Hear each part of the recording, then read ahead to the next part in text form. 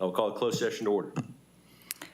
Okay, agenda item A, closed session roll call. Councilmember DuPont, Present. Tao, Present.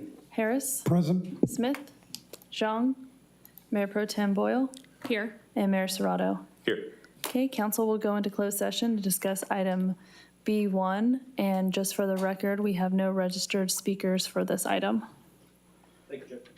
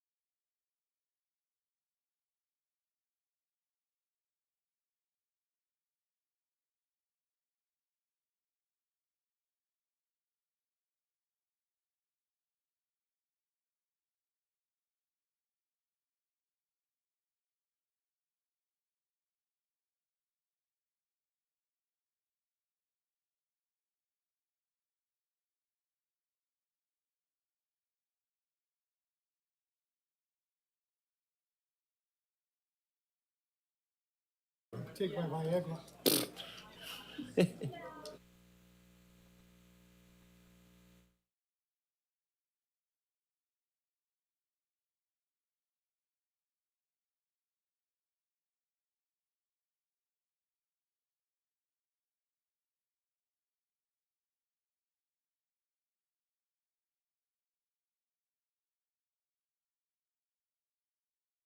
Start in 30 seconds, 30 seconds.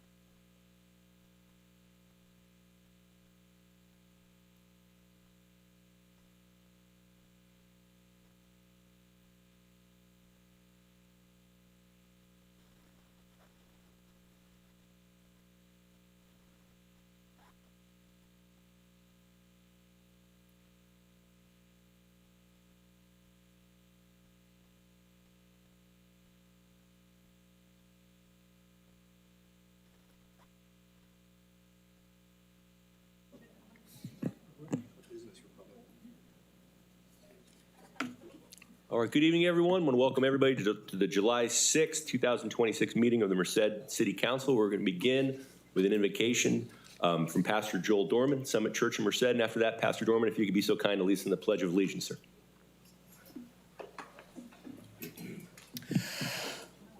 Let's pray.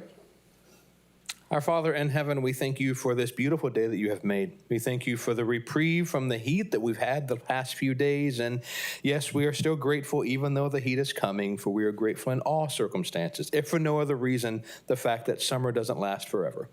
We thank you, Lord, also that you have provided this form of government that we have to be engaged with. We thank you for the 250 years that you have blessed our nation with. We thank you that even though we may disagree, we still have the freedom to disagree. And we can even express that forcefully. We thank you for that. We also pray your blessings on those who keep us safe, police, fire, rescue, our military.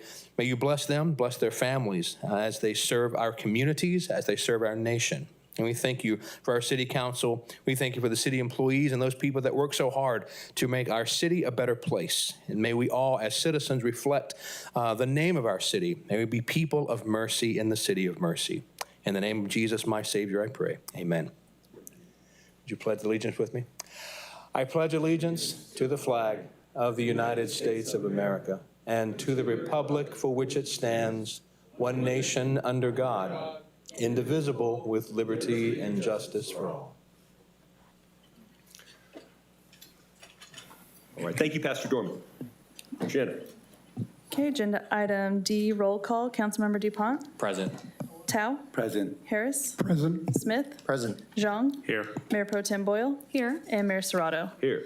Mayor, I'd like to remind the audience if they wish to address the city council, they may submit a request to speak in one of the following ways.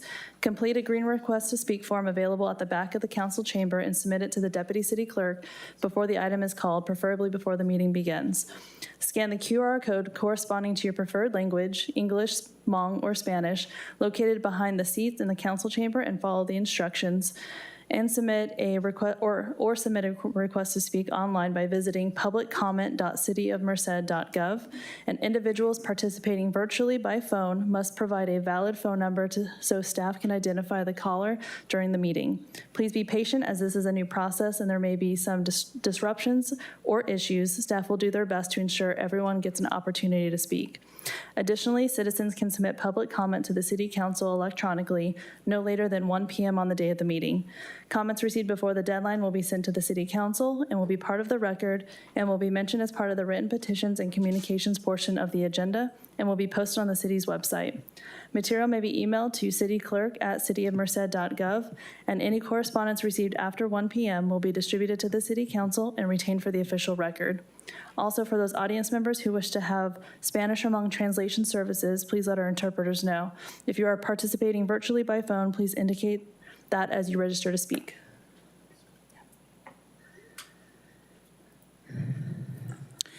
Nhà rộng, kung bề ngao cha, cú tổ con hồ lầu phải mi tua, cú tổ chạy lụt này mà nó, giờ này từ sáng tàu lụt trong sĩ thảm mà nó chạy lụt mong, nó chỉ cú rồi bên nó, cú chạy lụt mong đồ này ở trong tàu.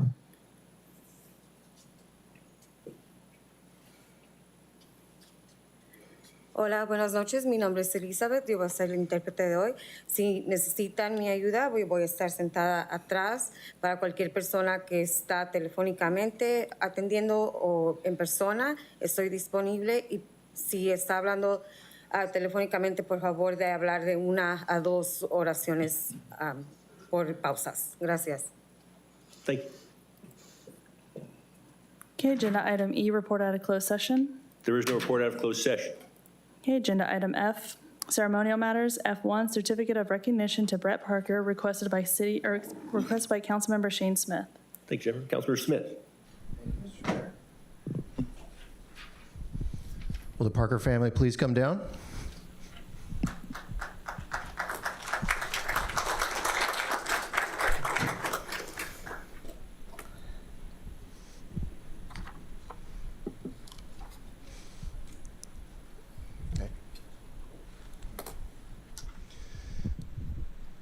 It is my distinct pleasure to present to all of you the most recent admittee to the United States Merchant Marine Academy, Brett Parker.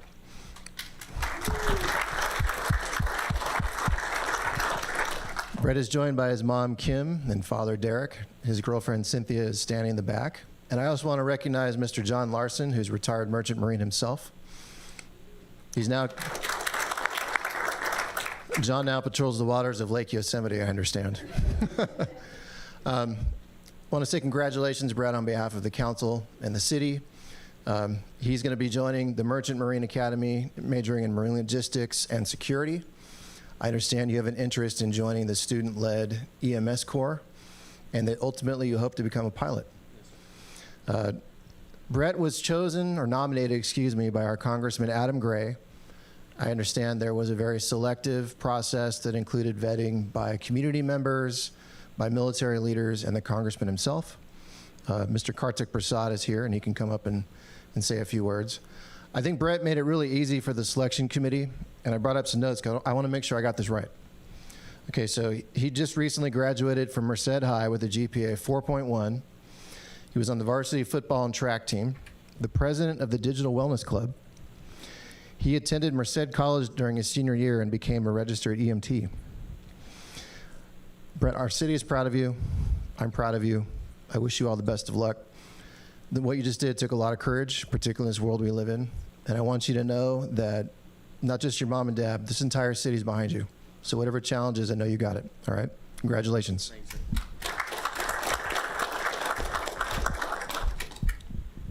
Evening, everybody. My name is Karthik Prasad here on behalf of Congressman Adam Gray, and for once, I'm not here to speak on a whole bunch of legislative stuff. I'm here to talk about Brett's achievements today because, holy moly, as Councilman Smith mentioned, the Congressman utilizes a committee of community leaders to help him select who we want to send to any of the service academies, and we want to be real sure that we're sending our best and brightest. It was a really competitive application process with a lot of incredibly talented young folk, and it was very difficult for the committee to decide. But I can tell you, without just holy moly, Brett, just the resume on display, the amount of stuff you've done, it speaks volumes about our community, and we couldn't think of a better person that we could send, not just to succeed and do incredible things, but to represent our community at the highest level.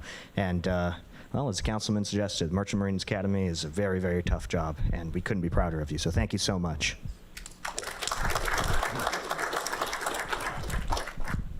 You can say a few words. It's your big chance. Come on. I'd just like to thank everyone for all the help I've gotten from Congressman Adam Gray's office to everyone, at the schools, at Merced College, Merced High, everyone that helped me, including Mr. John Larson, just my parents, everyone that has helped me throughout this process. I just like to thank everyone for it. Thank you so much.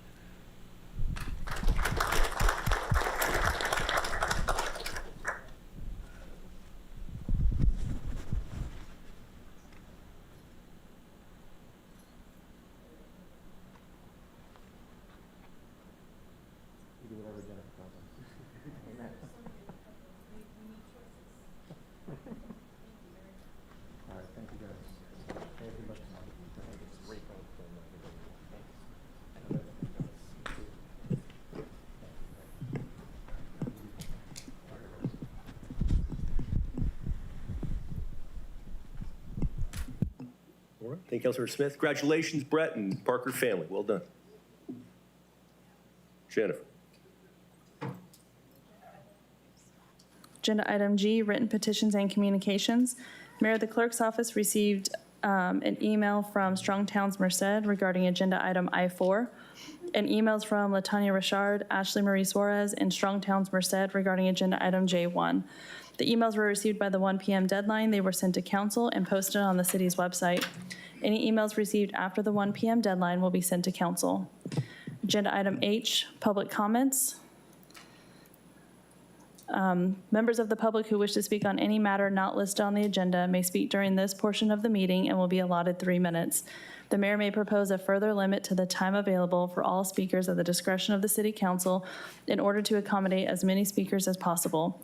State law prohibits the city council from acting at this meeting on any matter raised during the public comment period. Members of the public who wish to speak on a matter that is listed on the agenda will be called upon to speak during the discussion of that item. And Mayor, we currently have, looks like 3 in-person comments. Okay. Are there any virtual comments? As of right now, we don't have any. Okay. All right. So you can call if anybody wishes to speak, general public comment, please fill out your request to speak card now. Okay, if I can get Vincent Hamill, Megan Aponte, and Josh Pedrozo to the podium, please.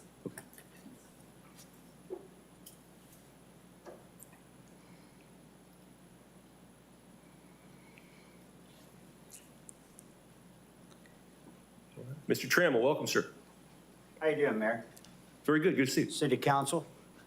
I'm here to propose an executive transit proposal, and so I'm going to get right on it.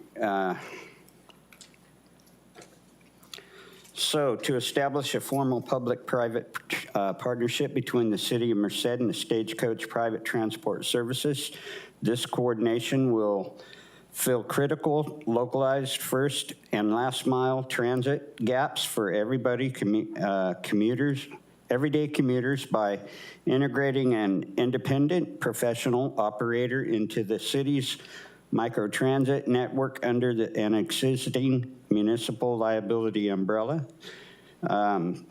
Stagecoach Private Transport Services is currently established as a fully compliant, independent sole proprietorship within Merced County. The enterprise holds a verified federal employer identification number and operates under an officially filed fictitious business name as a localized small revenue micro enterprise. All baseline legal structures are complete, allowing for immediate onboarding as a recognized city vendor or subcontractor. To operate a designated or a dedicated localized transit service legally and safely safely standard commercial auto insurance is required. However, for a targeted small-scale startup, individual commercial livery premiums are restrictive.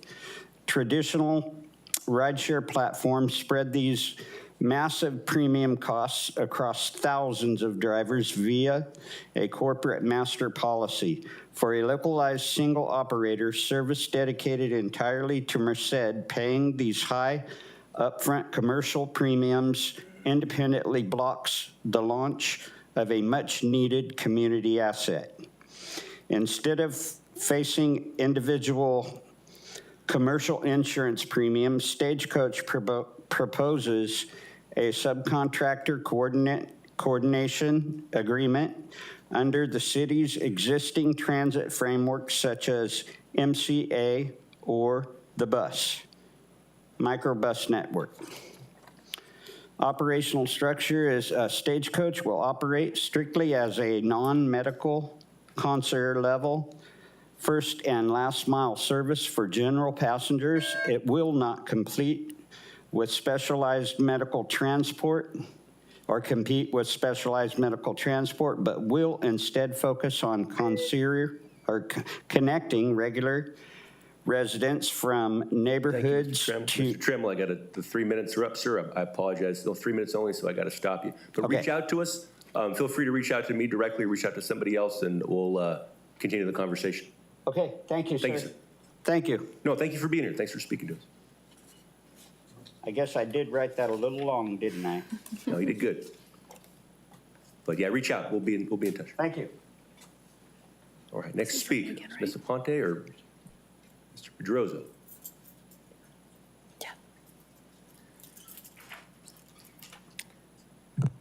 Right, hello. Good evening, Mayor, Vice Mayor, council members, City Manager McBride, Chief Stanfield, Chief Wilson, and members of our Merced community. My name is Megan Aponte, and I'm honored to represent the Merced Police Canine Association here tonight to invite our entire community to participate in the inaugural Merced Paws on Patrol Fun Run. I'm asking for you to please mark your calendars for Saturday, October 17th, 2026. It'll be at 9 a.m. at Lake Yosemite. This event is much more than a fun run. It is an opportunity for our community to come together in support of our dedicated men, the women, and canine partners of the Merced Police Department who work every day to keep our neighborhoods safe. Our police canine teams perform extraordinary work. They help locate missing children, vulnerable adults. They track dangerous suspects, detect narcotics, recover critical evidence, and protect officers in high-risk situations. They are true public servants, both the handlers and their four-legged partners. The Paws on Patrol Fun Run has 5 important goals. First, it supports the Merced Police Department Canine Unit and the outstanding work they do on behalf of our community. Second, it builds positive relationships between law enforcement and the people they serve. Events like this allow families to meet our officers outside of emergency situations. They strengthen trust, respect, and community partnerships. Third, it promotes health, fitness, and family fun. Whether you choose to run, walk, jog, or simply just cheer from the sidelines, everyone is welcome. Please bring your children, invite your friends, and if you have a dog who enjoys morning walks, please bring them along too. Fourth, every registration, sponsorship, and donation provides funding for canine training, specialized equipment, veterinary care after retirement, and the ongoing support these remarkable teams require throughout their careers. Finally, this event honors the dedication, sacrifice, and commitment of both the handlers and their canine partners who serve with unwavering loyalty and courage every single day. I also want to thank the City of Merced, our community partners, sponsors, volunteers, local businesses, and community organizations whose support is making this event possible. I respectfully ask each member of the City Council to help us spread the word by sharing this event with your neighborhoods, community groups, social media. Together, we can make this an annual tradition that reflects the very best of Merced. October 17, let's come together, celebrate, strengthen community, support public safety, and have a wonderful morning at beautiful Lake Yosemite. I would also like to invite and see you guys August 4th at the National Night Out. Thank you for your time, your leadership, and your continued commitment to the City of Merced. This is great. Thank you very much. Thank you.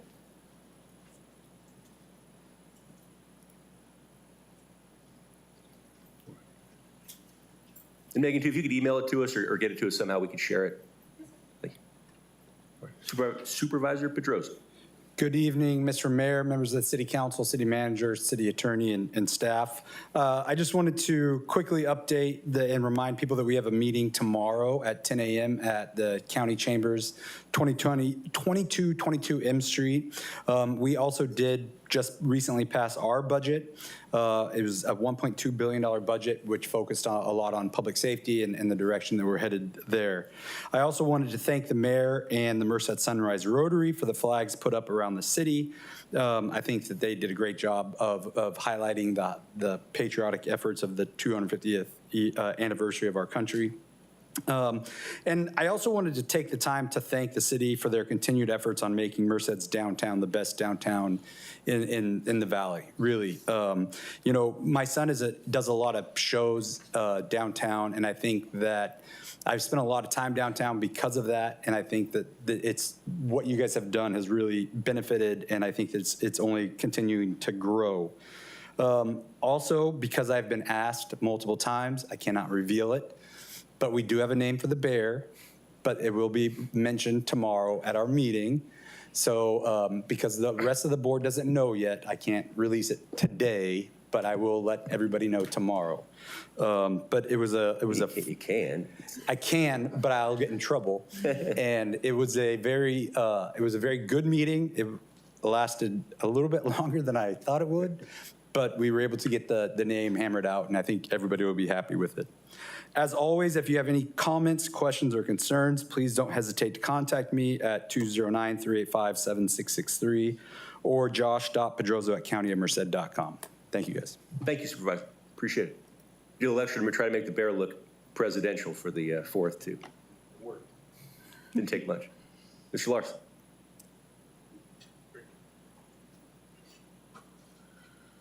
Good evening, Chamber. Evening. It's great to be here. I just want to bring up the occurrences in the Pacific Ocean. There's a super typhoon that's going across Guam, Rota, Tinian, and Saipan. 180 miles an hour winds. We want to have thoughts and prayers to those people out there. It's really, really tough weather. 180 mile an hour wind. Holy moly. All right, thoughts and prayers to them. And Brett, going to the United States Merchant Marine Academy is a lifelong career. I did 40 years. I went through Cal Maritime, managed to get through there. Brett will do well. Thank you very much. All right, thanks.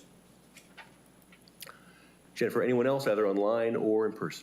Mayor, we no longer have any registered speakers. Okay. On a consent. Okay. Agenda item I, consent calendar. All right. Are there any members of the council wish to have any of the consent items pulled for separate consideration? Mr. Mayor, with regard to item I-17, one of the approximately 50 contracts in that item involves a client of my firm. I will do whatever the city attorney prefers, either recuse myself from the whole item or just from consideration of that one contract. Okay. I think, Councilmember DuPont, you have some potential conflicts as that item as well, sir? Yes, Mayor, on I-17, I'll pull that as well. I have 3 of the sub parts that I need to recuse myself as. Okay. And Councilmember Smith, you indicated earlier that it's sub-item L, the Central Valley Trucking Park? That is correct, sir. Okay. And Councilmember DuPont, which ones do you have recusals on? L, AQ, and BN. Okay, BN? BN. Got it. Okay. All right. We'll, okay. All right, so we'll pull 17. There's an email with regards to 4, so we can, I'll pull 4. Anybody else? Councilman Zhang, I see you reaching for the Yes, trigger button. I have 4, 5, and 6. Say it again. 4, 5, and 6. 4, 5, and 6. Got it. 4, 5, and 6. Okay. Anyone else? All right, Jennifer, anything from the public? We don't have anything for consent. Okay, so we'll pull 4, 5, 6, and 17. Discussion or motion with respect to the balance. Motion. Second. Boyle, I think you got it. Okay. Unless you want to concede it. I'll second it. All right. Harris Boyle. Okay, I have a motion by Councilmember Harris and a second by Mayor Pro Tem Boyle. Mayor and council, please cast your votes. Okay, and the motion passes unanimously. All right, I-4, this was, there's an email from, I believe, Strong Towns on this, and Councilmember Zhang, also your request to pull it. Councilmember Zhang. Yeah, I just had a few questions on this one as well. Noticed that the committee, these minutes were for last year. Is that standard practice for, or I guess, have the Bicycle and Pedestrian Advisory Committee met this past year? All right, Sam, welcome. You best suited to take these questions. And for the public's edification, these are the Bicycle and Pedestrian Advisory Committee meetings of February 25th, 2025, August 26th of 2025, and October 28th of 2005, on for information only, the minutes. So the outstanding minutes that we currently have for BPAC would be for April of 2026 and June of 2026. The June of 2026, the reason why they haven't received them yet is because they'll be presented in August. The February 2026 minutes, there was no meeting. So that's why they weren't presented at the last meeting. Okay, and then just relative to the February 2025 meeting, is it typically over a year before minutes are finalized? So those were finalized. That's what I'm saying. The only outstanding minutes we have were for 2026. Okay, I guess I misunderstood how this item is listed here. I thought we were approving them here as final. And then a different note with regards to just the times in which these meetings occur. I noticed that quite a few of the commission meetings are between 3 to 5. Is there, and it might come up later when we're talking about the appointments, but are there a reason why we don't push it beyond 5 p.m.? So that is an ordinance directive that we have them between 4 and 5 during business hours. That's per the ordinance, chapter 2.52. Okay, awesome. I think that's all I have for now. Additional questions from the council? Councilor Smith. Thank you, Mr. Mayor. Thank you, Mr. O'Shea. Just a point of clarification. The minutes for the Bicycle Pedestrian Advisory Commission, those are approved by the commission, right? Those are right, yes. Yeah. They're information only for us because we weren't at the meeting. So we're not in a position to make corrections. Right, they're just being forwarded for you. Yeah, yes. okay. Just want to make sure. Thank you. Okay. Thank you, Mr. Richey. Jennifer, anything from the public on this? We don't have anything for this item, Mayor. Okay, nothing further from council. Turner City Attorney, do we need a motion or because it's information only? Would you like a motion to receive? Or? Yes, Mr. Mayor, I think a motion to just receive and file the information. Okay. And it would be helpful to have the notation that they were received. Yes, is there a motion to that effect? So moved. Second. Councilor DuPont and Smith. I have a motion by Councilmember DuPont and a second by Councilmember Smith. Mayor and council, please cast your votes. Okay, and the motion passes unanimously. I-5, bulletproof vests. Councilmember Jean. So for both 5 and 6, I could just take them together unless there's any other discussion, but just want a separate consideration. Okay, yeah, up to you. If you just, any comments, questions? Okay. So we'll take I-5 and 6 together. 5 is the approval of a purchase of bulletproof vests in the amount of $61,000 plus dollars. And 6 is a drone system. Motion to approve the slate of I-5 and I-6. Second.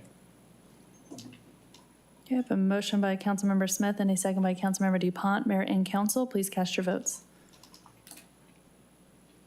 Okay, and the motion passes with Councilmember Zhang voting no. Okay. On to I-17. What if, we can just take a motion. Anyone do it? Okay. So we'll first remove sub-items L, AQ, and BN. And Jennifer, anything from the public on this? We don't have anything for that one, Mayor. Okay. We'll entertain discussion or a motion with respect to the balance. Move to approve. Second. Okay, I have a motion by Councilmember DuPont and a second by Councilmember Smith. Mayor and council, please cast your votes. Okay, and the motion passes with Councilmember Harris abstaining. Okay. So we'll excuse Councilmembers Smith and DuPont. Mayor, I also have to recuse myself from item AQ. Okay. All right. Harris will go on. We're going to do L first, bring you back in, then we'll do the other, then we'll do AQ, and then we'll bring Mike back in, then we'll do BN.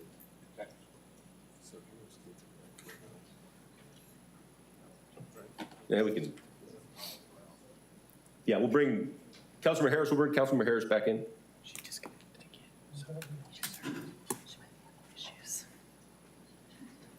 Welcome back, sir.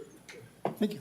All right, we're taking up I-17L, which is the Central Valley Trucking, purchase of up to $100,000 of Central Valley Trucking through June 30th of 2021, authoring Public Works to make those purchases.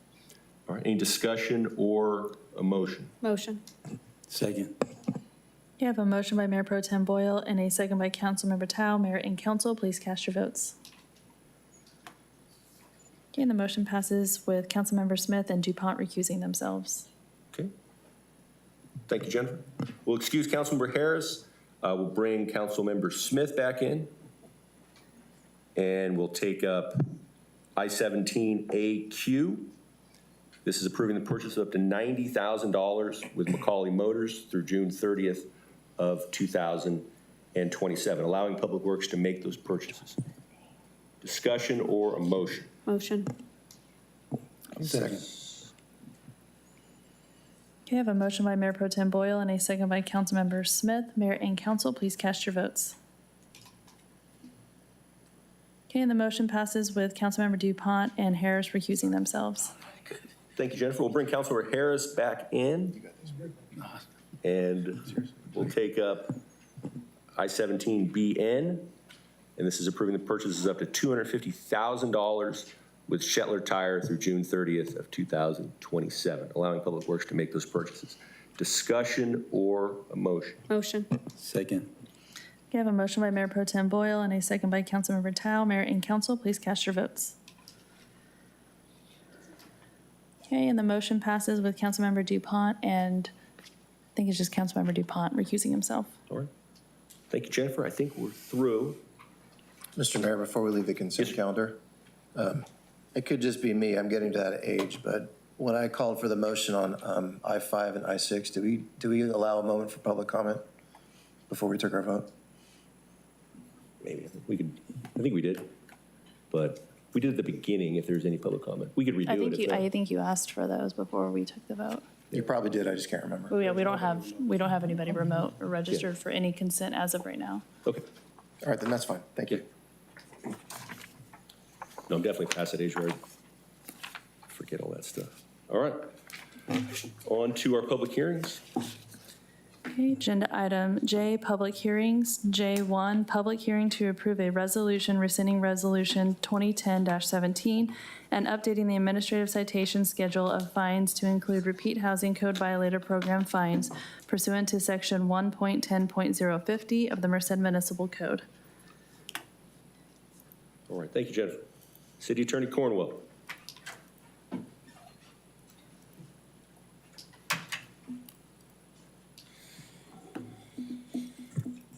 Mr. Mayor, council, stakeholders, Craig Cornwell, City Attorney, we are here to discuss repeat housing violator program fee survey to assist with the item that's on your agenda for this evening. Our office was tasked with identifying survey penalty amounts from other cities with similar rental housing inspection programs. So what we try to do is find other cities that try to identify not their basic fee, but an accelerated fee, because our program deals with repeat violators. As a preliminary matter, no other city has adopted the exact model that Merced has. We are aware of other cities that have implemented proactive rental inspection programs similar to the model the city initially considered. The structure of these programs is relevant because their fee schedule typically include reinspection as well as penalties for noncompliance. We have identified Fresno, Sacramento, Berkeley, and Long Beach programs that we're going to present for your review.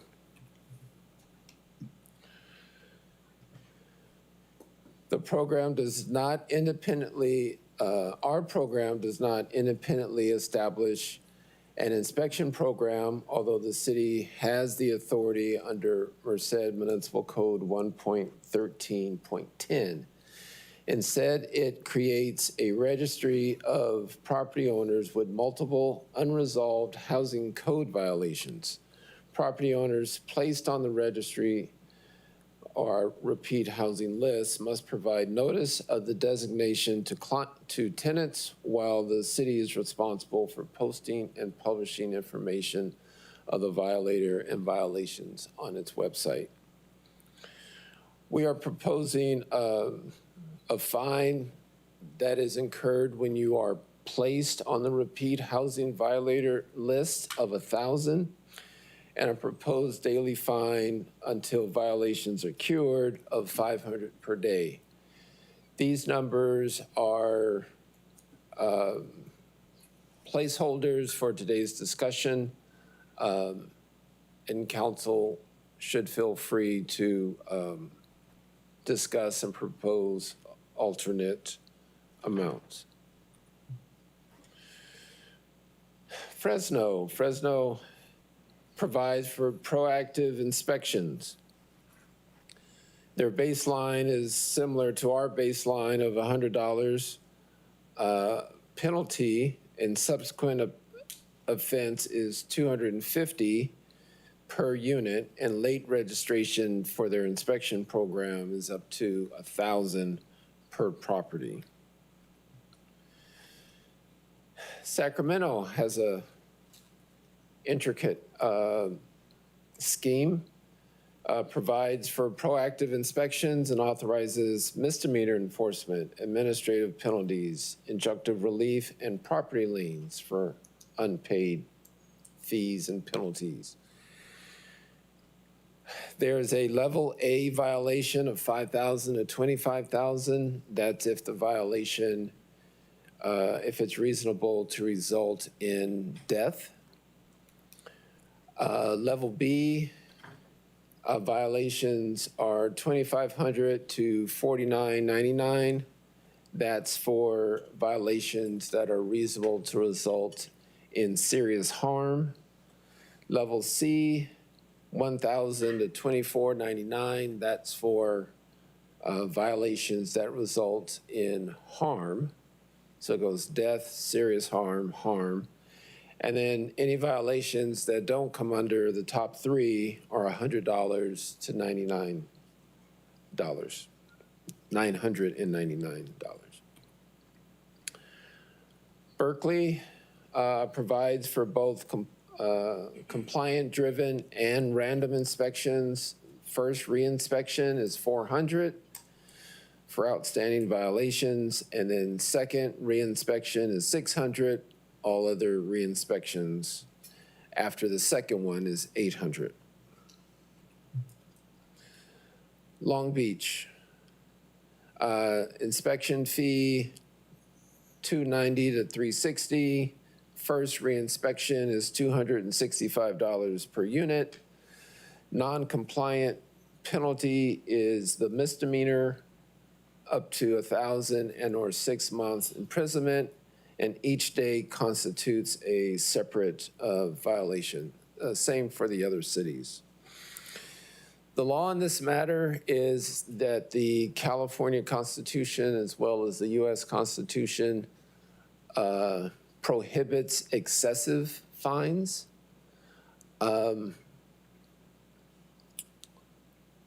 The way Merced's ordinance is tailored, because it's dealing with repeat violators, habitable violations that deal with habitability, and that they have been given multiple attempts to cure by the time we get to this program.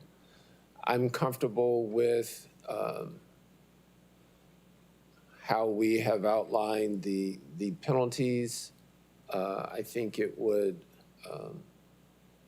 withstand judicial scrutiny, and I will turn it over for the discussion regarding the actual amount, or we're going to go to audience first. Yeah, audience first. All right. Thank you, Mr. Cuomo. We'll have questions for you, if any, and then we'll open up a public hearing, and then we'll come back for discussion. Okay.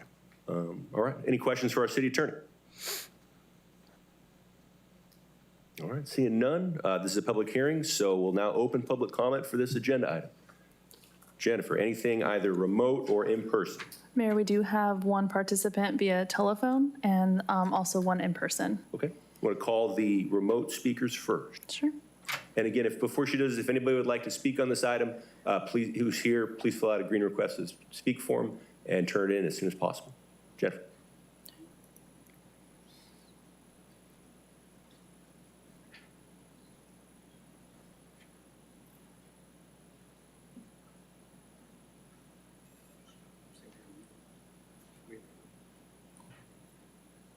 Good evening, Mayor and members of the City Council. Can you guys hear me? Yes.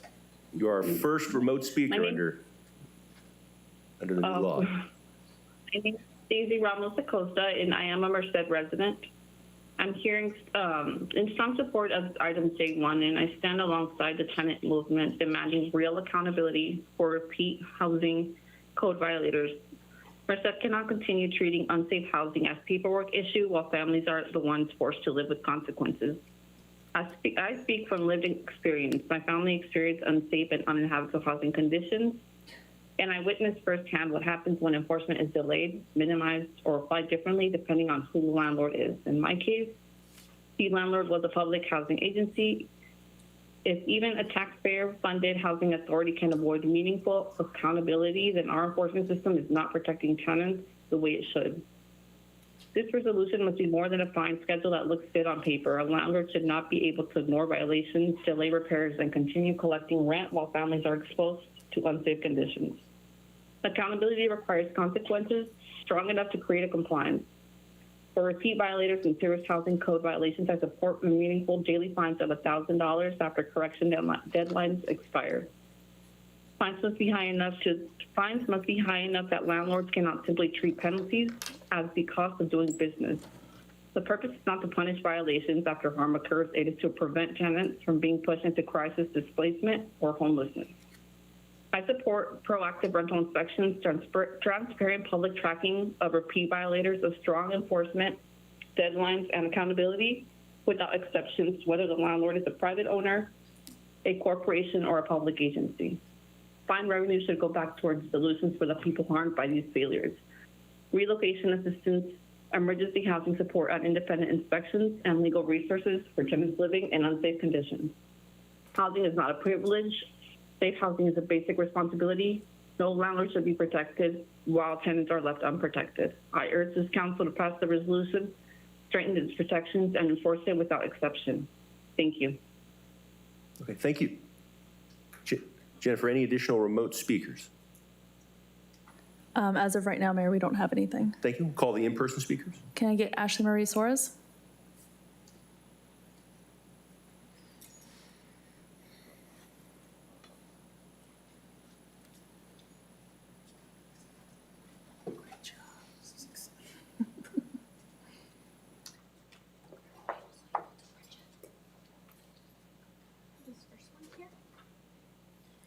All right, good evening, Ashley. Good evening, Council, Mayor, City Attorney, City Manager. Firstly, I did want to make a comment regarding the item, but I did want to bring to your attention something that I'm projecting here as well. On April 24, 2026, Leadership Council submitted a comment letter regarding the we submitted a Public Records Act request regarding any habitability records that the City of Merced may have. We shortly after received a few batches,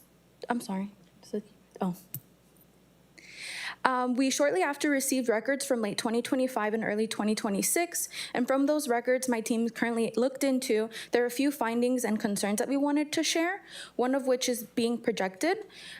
This case here says that this item, it says that this property was red tagged because it was a garage. This was actually done, so I believe it was April of 2025, if I'm not mistaken. Mayor, I have a clarifying question. Yes, sir. If we could stop the time real quick. Go ahead. I have a question as to the comment that is happening currently in relation to the agendized item. Okay. And I need clarification if this should be a public comment or if it's okay to be commented on this item as a fee schedule. City Attorney Cornwall. The subject is the fee schedule, so if you can conform your comments to the fee schedule. Yeah, it'll be tied to it. Or did you not want me to refer to this? I don't have to speak on this and I can continue on with the rest of my comment, but it would be tied to it. Okay, if you could make the link quickly. So because this is a red tagged, or the notes here say that it is red tagged, I did want to highlight that at the very end, it does say that there is a follow-up inspection to be done. There were various inspections that took place, and it is unclear if the citations or any violations were recorded, if any administrative fee was assigned. And the reason that I'm referencing this is because the comment that I'm going to be making ties to programs that residents would like to see. So aside from this, from cases opened between the third quarter of 2025 and January 2026, a lot of the common recurring violations include dampness of rooms, faulty weather protection, dilapidation and improper maintenance, and infestation of pests, including other things. There is also a handful of cases between October 2025 and January 2026 in which at least one of the violations was resolved between 44 days and 156 days after the initial inspection, which many of these cases are still open. And lastly, from the few administrative citations that were included in the batches that were provided in the PRA request, there are a handful of cases that resulted in several hundreds of dollars to little over $1,000 per citation. But where is this money going? If the city truly wants to make sure that landlords take the repeat housing code violators policy seriously, the city must increase the fines. $100 for the first violation, $200 for the second, and $300 for the third are insufficient. As evident by some of the cases that I actually wanted to present by projection, the city must increase these fines because they're simply insufficient. These landlords continuously get second and third violations or citations rather than addressing it with these base prices. The city must increase these fines to $100 respectively for the first, $300 for the second, and $600 for the third, in addition to an $1,000 administrative citation for the designation of being a repeat housing code violator and another $1,000 daily fine until all violations are corrected. Furthermore, to ensure that the city can support further tenant protections, such as in the case of code enforcement posting notices to vacate or red tagging, as I previously showed, there must be an effort to ensure that owners provide entitled benefits to eligible tenants as required by California state law. And in the event that the owner doesn't comply, the city is allowed to advance those benefits. Therefore, it's critical that the city increases the fines to not only discourage these horrible practices, but to hold negligent landlords accountable and make it right. Thank you. Thank you very much. Thank you for your comments. Jennifer, do we have any other speakers? Mayor, there are no more speakers for this item. I will close the speaker registration and then also close the public hearing, bring it back to council. All right, back to council for additional questions for our city attorney or other staff or discussion or a motion. Councilman Jean. A question for, technically two questions for city staff here. Could somebody remind me how much the fine is relative to an RV parking and also with regards to truck parking? I just want to make sure that the numbers are somewhat relative to these numbers. RV parking, I actually got a call on that today. It was, Chief, 150 maybe? Mayor, I think it's the 100, 200, 300 scheme. For the RV parking? Yeah. Okay. And the other question, Councilman Jean, was the fines for the... And then for the trucks, the multiple axle trucks? The base levels are the city's administrative fine schedule. Okay. For the trucks, we increased that. I forget what we increased it to. Chief, do you, top of your head? I would have to look. I'd have to look them all up. I wasn't prepared to link those, so Yeah. I don't know them off the top of my head. I know we have a new RV ordinance on the books, and I mean, I think this supports the argument we're trying to do here. We have some outdated policies we're trying to update. So to Councilmember Zhang's point, we need to get with the times and start looking at our older policies like city attorney's trying to do and update them. You know, 20 years ago, a $50 fine probably meant a lot more than it does now. So let's look at what we're doing and let's make the fines equivalent to what labor is to deal with the issue and the cost to deal with the issues and the administrative time that we spend into them. So I think whatever the fines are, you know, we just have to be reasonable. As the city attorney said, we just have to set a reasonable fine that doesn't spark that issue. So we get a lot more housing issues than I do RV parking issues in my office. If you understand what I'm, like, we don't get a lot of those, but we get a lot of what we're talking about right now. Does it seem, and to your point, that when we increased the fines a few years back for the RV parking violations, that seemed to, yeah, it seemed to work for sure. Okay. Same with the commercial vehicles and residential. We very rarely get complaints on those anymore. We do, but they're rare. Councilor Jean. Yeah, I mean, that pretty much answers my question. I was thinking 100, 200, 300 is pretty low if we tie it to some of the things we've been updating. I think it makes more sense to be a bit more, to consider higher values to ensure that we actually deter folks from getting violations. Okay. Councilor, Mayor Pro Tem Boyle. Thank you. I found it. The fines and penalties start at 150 and up to 500, including being subject to towing per California Vehicle Code 2265K. That's all. All right, thank you. Okay, anyone else? Further discussion, question, or a motion? Councilmember Smith. Thank you. I have some specific comments on the repeat housing code violator fine schedule, but I think just a question for our city attorney, Cornwell. My understanding is we're only here to talk about the proposed fee schedule for the new anti-slumlord ordinance, not to reopen discussion about the code enforcement or code violator fee schedule in general. That is correct. That the information I presented is just a repeat housing code program. Okay. The resolution includes both fee schedules, but I'm trying to add repeat housing code violator fines to that resolution.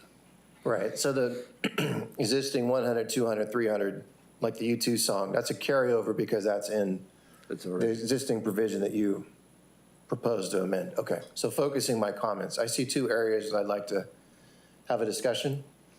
One is the amount of the fee and the other is the standard by which the fee holiday is judged. So I think $1,000, if an owner lands on the list, they get the 3 strikes. That seems appropriate to me. $500 a day. I could see starting a little bit lower. If somebody intends to comply, maybe they're now going to get the message, let's not drown them $1,000 a day. I would like to see an escalator if the standard of progress is not being made within 30 days. I'd like to see the daily fine go up to $1,000 from the 500 at the start.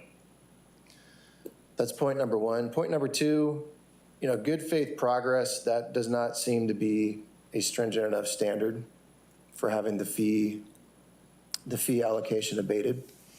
I'd like to see something closer to what I see all the time in commercial and residential tenancies when it's the burden on the tenant to make a repair, which is reasonably diligent efforts under the circumstances, which is a mouthful. But the under the circumstances part doesn't have the 7 of us thinking we know what the fix is for every single time out of the gate. But reasonably diligent means you can't just tell the code enforcement officer that, gee, I made a phone call, I'm trying to get parts. You have to have demonstrable progress. And I do want to hear from the chief and the department about whether that's enforceable. But I'd like to see something more than good faith efforts without going all the way to best efforts. If an owner is on this list, we're now serious, and let's continue to be serious. And the standard by which the penalties are abated should reflect that. So just again, I think after 30 days, if there's no progress that meets the standard, the daily fine should go up to $1,000. And the standard should not be good faith, but something higher, reasonably diligent efforts under the circumstances. All right, thanks. Additional comment, City Attorney Cornwell. If I can get a clarification. When a property owner goes on the list, they'll be charged a $1,000 fine, and they'll be given a time frame to cure outstanding violations. Once that time expires, currently the 500 per day kicks in. Are you requesting to replace the 500 with 1,000 or 500 for a while and then it jumps? I'm suggesting that once the 500 per day kicks in, that 30 days later it goes up to 1,000 if they're not making the proper efforts to cure.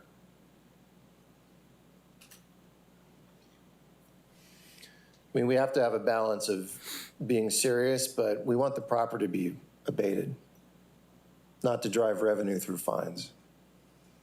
So I think your structure is appropriate. I would just have more of a kicker because at some point we lose patience. Councilor DuPont. Thank you, Mayor. I would join in that request. I think given that we're giving them time,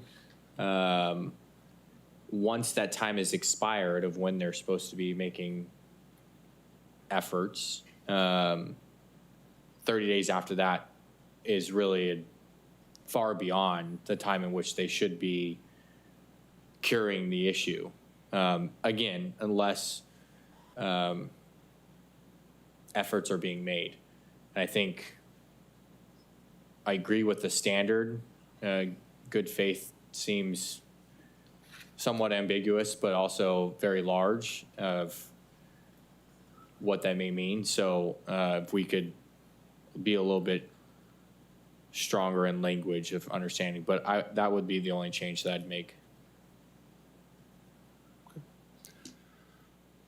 So you're both saying 500 for the first month, and then after, say, day days 0 through 30, 500, and then starting Yeah, on because day.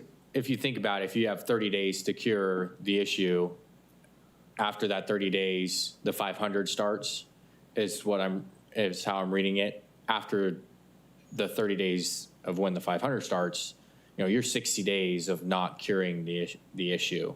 Now I think stronger penalties have to happen each day. Additional thoughts, questions, comments, discussion, or a motion?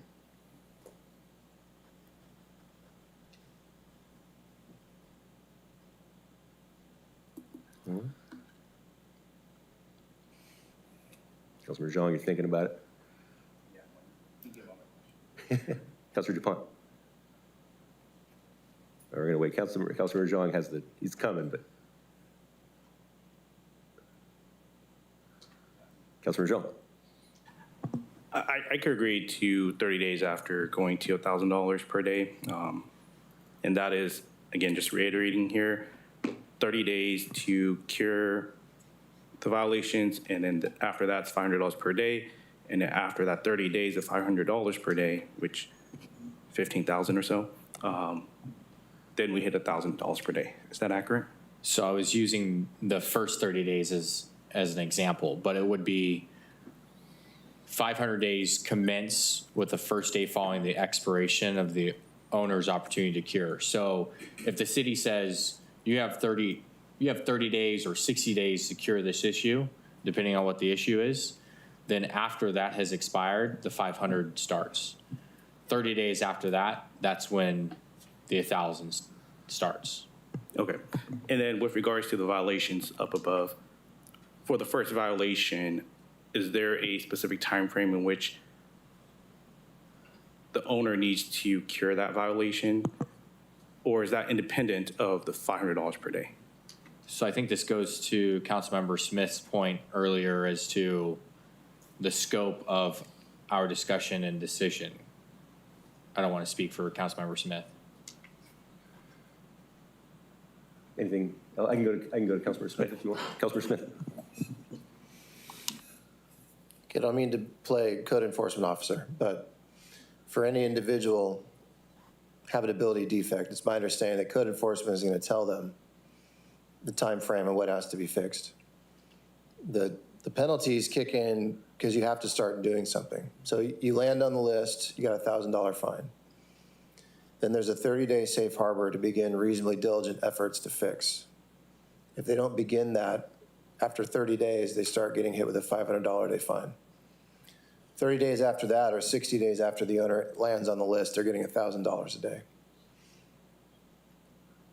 So it's impossible for us to say that every single habitability defect, and we're talking about 3 of them in the same property at this point, will be fixed within a certain amount of time. That's not something that we can predict. We have to trust our code enforcement officers. But what we're doing is we're saying that you have to start making reasonably diligent efforts to cure, and you got to start doing it right now. And if you don't do it, you're going to start the $500 fine 30 days later and $1,000 a day, 60 days later. I can see my colleague, Councilmember Zhang, he wants to say that you have to fix it within 10 days, and that's kind of what we all want to do emotionally, but it's practically, I don't think that's enforceable, and like I said, we can't know. The water here has to be fixed as a different timeline and effort than the wall that has to be torn out to deal with the black mold, or the carpet has to be changed, right? We can't know all that. We got to trust our officers and make that judgment.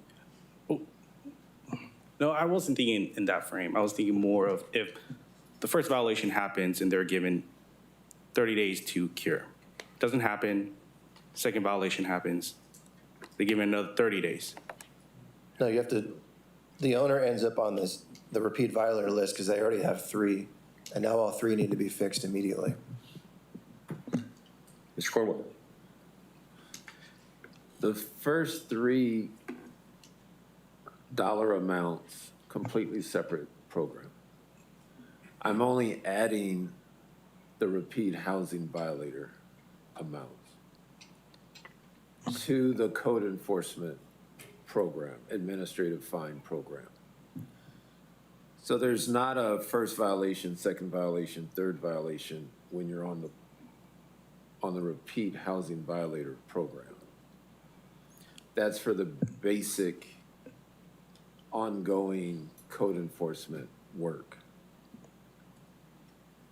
Yes, The and second half we're adding. I understand that, but when we're talking about the good faith or how much time we need to allow somebody to cure, and that's where the $500 starts kicking in.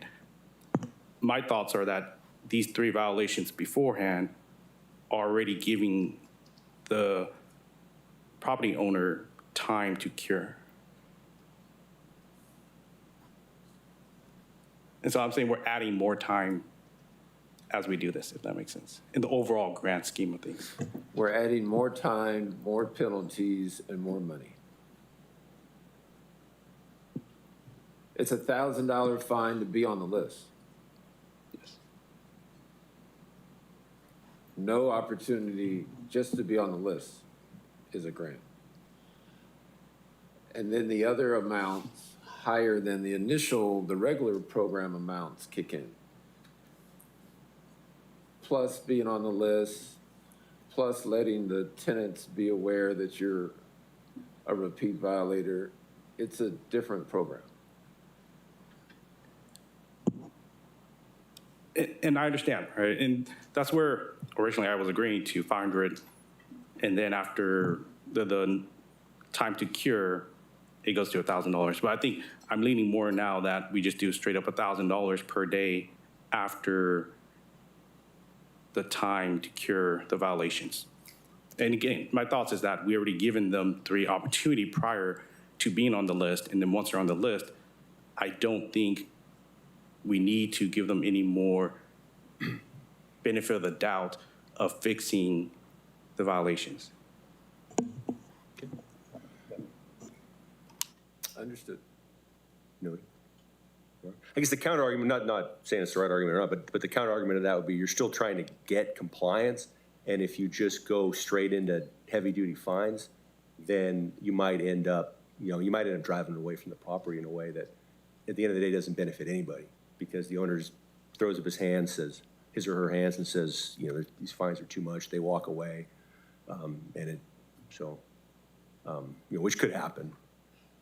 And then everybody's out of luck in that instance. Chief, anything, either you or Captain Perez, anything from your perspective overseeing code enforcement? Well, a couple things. You're all right. So we've already given several warnings to, these are the worst of the worst, right? These are our repeat offenders. And, Mayor, I agree with you. Like, I believe in extending grace wherever I can extend grace, but there also comes a point where we have to enforce our laws and protect our citizens and our renters. And if a landlord is being abusive and taking advantage of our renters, and they throw up their hands and say, I'm done, they want to sell the property to a responsible owner like a Robert Delana who wants to take over the property, and then so be it. I'd be happy to let him go buy the place and he can become a responsible renter where I don't have to go out there every other day for no hot water and black mold and all these other things, right? So we got to remember we're dealing with the people that are repeat offenders, and they're not first timers. And we've tried to do all the grace earlier, and we've tried to work through repairs. And so at this point, I'm prepared, and my team and our team is prepared to support whatever the council wants to do for fines. I'll tell you from the police department standpoint, I don't care. I don't collect the money. It goes somewhere else in the city. It doesn't go into my wallet, but I just want the place cleaned up, and I want people living in healthy conditions. So I don't know. I don't collect the money. That's Venus's department, so I never see it. But we are going to hold the line when it comes to our landlords making our citizens live in deplorable conditions. We're not going to tolerate it anymore. So the whole point of this is to provide something from this council where our team can go out and have some kind of penalties, and so we can enforce better living conditions and have responsible landlords here in our town. So I know that's kind of a generic answer, but we're supportive of whatever you all want to do.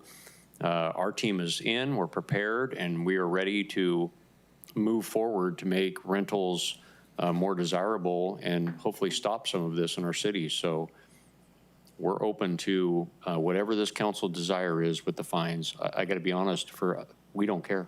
All right. Thanks, sir. Mr. Cornwell, any thoughts on the proposed amendments?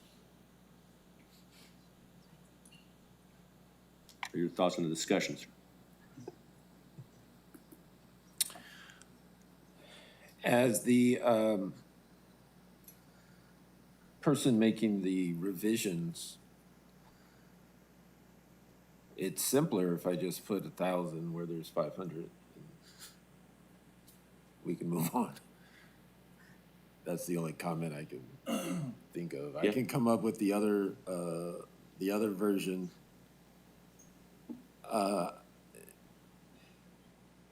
This program has several tools. We have misdemeanors, we have receivership, we have, the money is not the only tool for the city. So it's really just preference at this point. Okay. Yeah, adding another tool, code enforcement. Whether we give them 30 days at 500, is that going to make a material motivation that 1,000 is waiting on them? Okay. They're all good suggestions. All right. Additional discussion, comments, or a motion?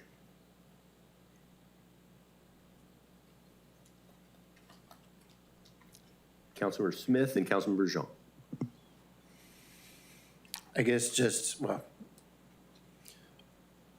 we're talking about people who are not getting the message, so I don't feel too badly about $1,000 a day. But as Mr. Cornwell said, you know, there's already an escalation in the non-monetary penalties immediately, including moral opprobrium, and tenants being made aware.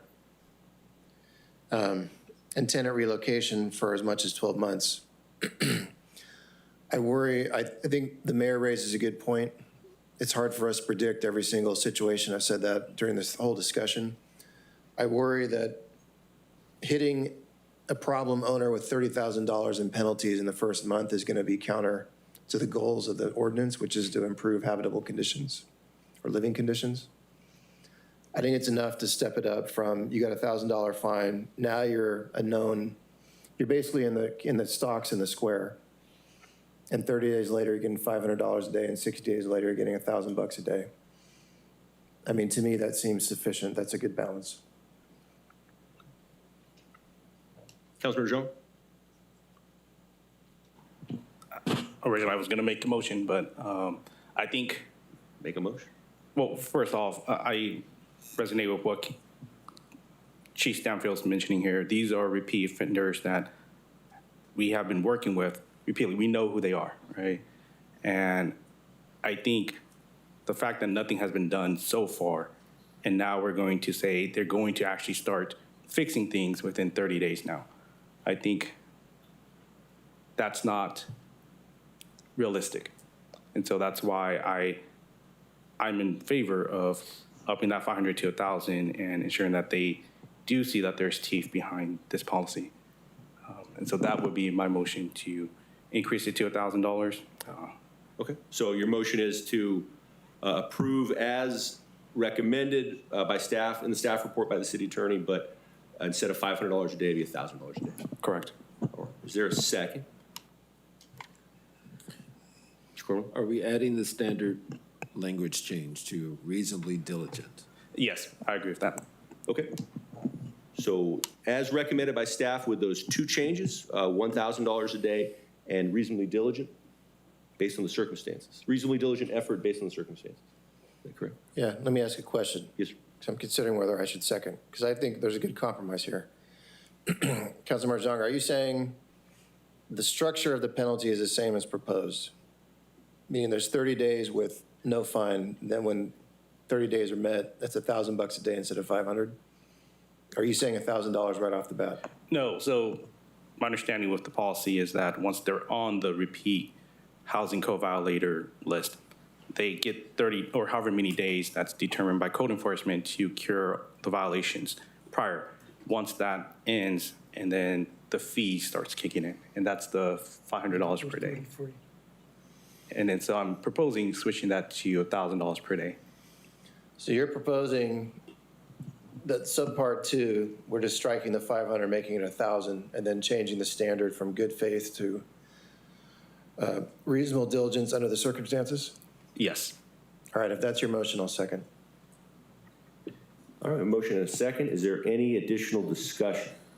Can I make a comment before we vote on this? Yeah, you know. So I just wasn't sure. I wasn't sure if this is part of the conversation to be had here or not, but are we at all open to discussing the use of this funding or where it goes? Or is that for a different meeting? I don't think we're agendized for that, but I defer to our city attorney, shaking his head very vigorously. Okay, understood. All right. We have a motion and a second. No additional discussion. Unless Councilmember Zhang, you want to argue with yourself anymore? All right, we'll call for the question. We have a motion by Councilmember Zhang and a second by Councilmember Smith. The motion will include the adoption of Resolution 2026-40, a resolution of the City Council of the City of Merced, California, rescinding Resolution 2010-17 and updating the administrative citation schedule of fines to include repeat housing code violator program fines pursuant to Section 1.10.050 of the Merced Municipal Code. Mayor and Council, please cast your votes. Okay, and the motion passes unanimously. Okay. Thank you, Jennifer. All right. Thank you, Mr. City Attorney. Thank you, Council. Well done. On to our second public hearing. Okay, agenda item J2, public hearing in consideration of Parks and Community Services fee schedule to include new rates for Bob Hart Square and Merced Open Air Theater, and the addition of Farrens Park Disc Golf Course and Merced Regional Sports Complex, and adoption of a resolution approving Parks and Community Service program and service fees. Thank you, Jennifer. Director Jensen. Good evening, Mr. Mayor, City Council, residents of Merced. Chris Jensen, Parks and Community Services Director. I'm here to present a proposed update to our field and facility fee schedule for you. Just to lay the groundwork for why we're here, recreation facilities and programs are offered to residents and visitors as a means of increasing the quality of life in Merced. Our amenities that we do so through are paid for through several sources, including development, user fees for programs, and rental fees for fields and facilities. Parks and Community Services sets these fees through an analysis of market comparisons as benchmarks, cost recovery versus community access, standards of practice, and long-term maintenance cost analysis. Some guiding principles that we try to follow when we do our facility updates for your consideration are to prioritize local recreational use. In our venues, we have private use, we have community use, we have competitive use, and recreational use. Balancing community access and revenue generation or cost recovery. Privatized competitive use typically would pay for the highest price as a result of the wear and tear on our venues. And we want to ensure that the city can cover operating costs and address long-term maintenance. A couple of facilities that were not addressed on our recently adopted field and facility schedule that you adopted this past December was Bob Hart Square. This is a relatively new facility that we've been piloting very successfully over the past several months, I'd say. And we wanted to bring back some consideration for you in regards to how to incorporate fees for this venue and the Merced Outdoor Open Air Theater at Applegate Park. The city operates 2 outdoor event spaces that have the capacity for overflow space for large-scale events. The city invests in these spaces to ensure that routine use of other infrastructure are not overwhelmed by ongoing use of special event permitting. Historically, the Open Air Theater at Applegate Park and most recently Bob Hart Square downtown have proven to be great community anchors for large community gatherings. The initial rates for use of Bob Hart Square have been piloted over the past several months with general success overall. We did have some community meetings to gather feedback on how that process was going, and in consideration of another policy to be brought back to you soon regarding special events in general. And 2 significant requests were brought forward by our users. One was looking at reduced rates over extended period of time, so the longer you use facilities, the cheaper it should be, and the addition of Canal as an overflow event space for downtown events in Bob Hart Square. We've been piloting both of those, not the reduced fees or the block schedule fees that we'll show in just a second, but we have used several events Canal for several events, overflow space for several events downtown with really good success. We've had Lao New Year, which you see pictured here. We've had Hmong American Day. We've also had Mercado and the supermarket most recently. So the two revisions we're looking at to accommodate these requests from the community are, one, a block rate schedule for use of Bob Hart Square. What that would do is give the $150 per hour rate for hours 1 and 2, and any event that was hosted between 3 to 6 hours, a $25 reduction of $125 per hour fee, and events that were 7 hours or longer, a $50 reduction at a $100 per hour rate. The other thing that we want for your consideration tonight is expanded event space. For each city block reserved, in addition to Bob Hart Square, the applicable rental fee would increase by 25% of the base rental amount. So if there was an event taking place in Bob Hart Square that was 2 hours, the rent would be $150 per hour. And if they wanted 1 block of Canal, that would be an additional 25% of $150 per hour.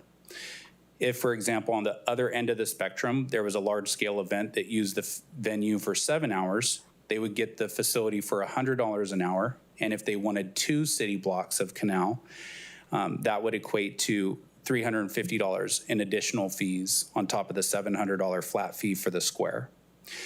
This is, for context, about a $200 difference above what we charge now if you were using 2 additional blocks for a 7-hour period. So you would get, for $200 for the day, 2 additional city blocks for your event downtown. A caveat to this, or an asterisk here, is that street closures would only be permitted on Canal when the event footprint cannot reasonably accommodate the event in Bob Hart Square itself.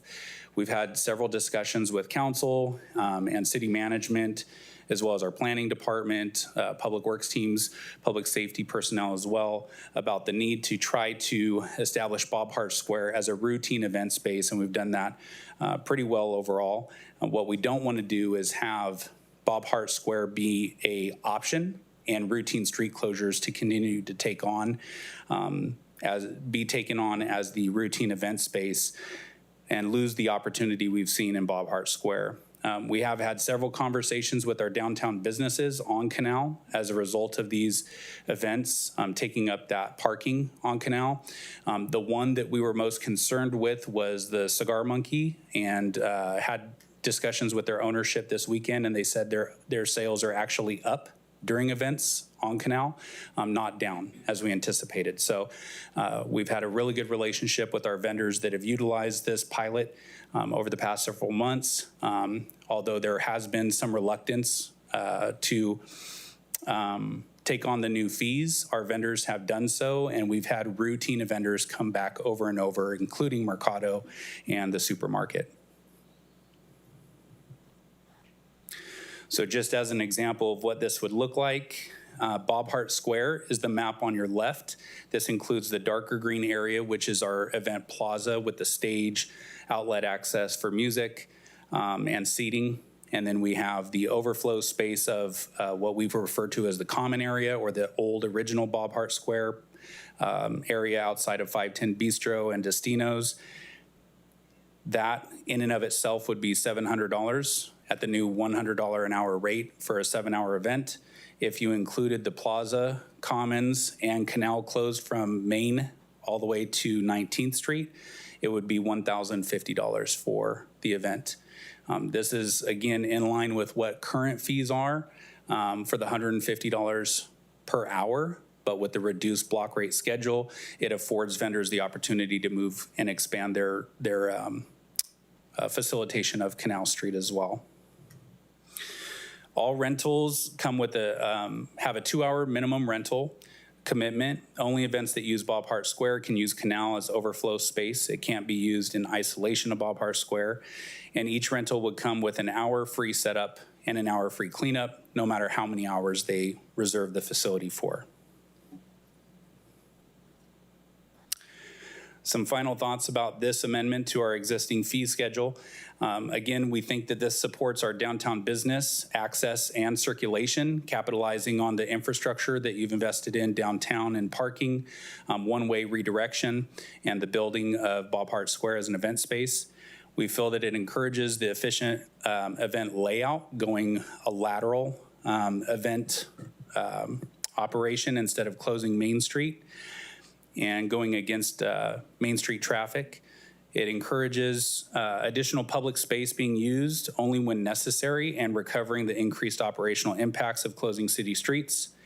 And it limits routine use of other spaces dedicated for separate but routine uses such as streets, alleyways, or parking garages. Before we move on, Mr. Mayor, I wanted to ask if there was any feedback or thoughts at this point of the presentation in relation to Bob Hart Square. Questions for Director Jensen on Bob Hart Square? Councilmember Harris. Thank you, Mayor. Thank you, Director Jensen. Could you go back one slide? Yes, sir. Clear something up for me. At the bottom right is Bob Hart Square in the common area, Correct. $700. Correct. The next one up would be Canal Street from Main to 18th Street. Correct. And the top one is 18th to 19th. Main, is it just 18th to 9th, or is it Main all the way to 19th?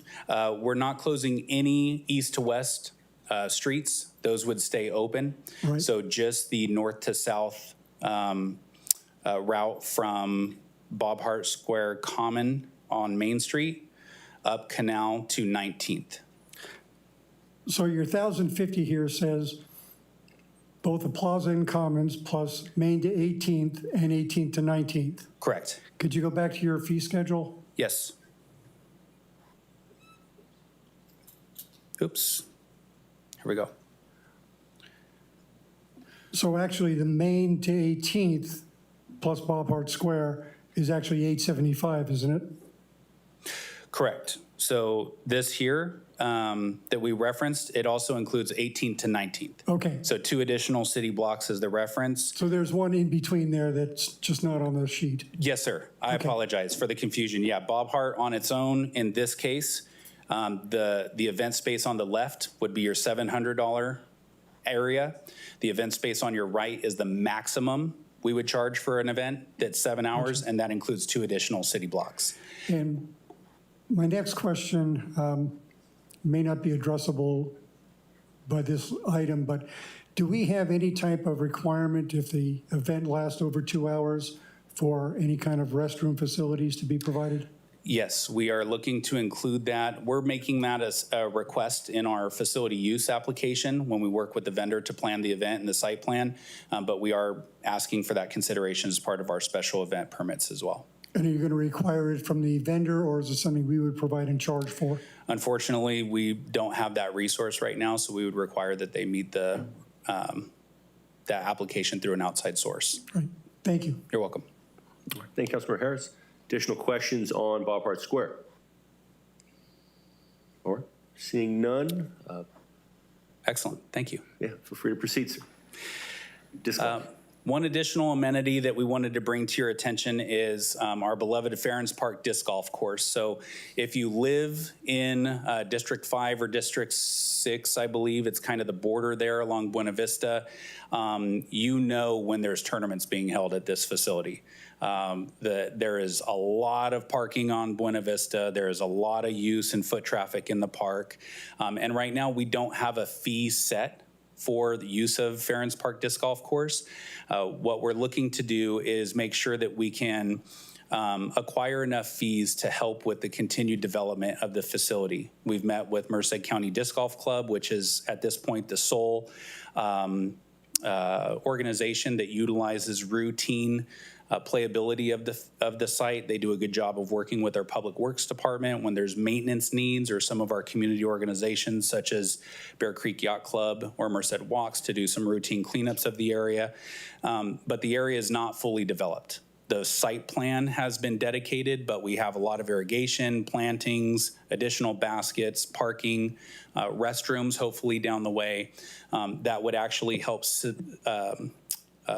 substantiate this being a tournament level that's expected and desired by Merced County Disc Golf Club.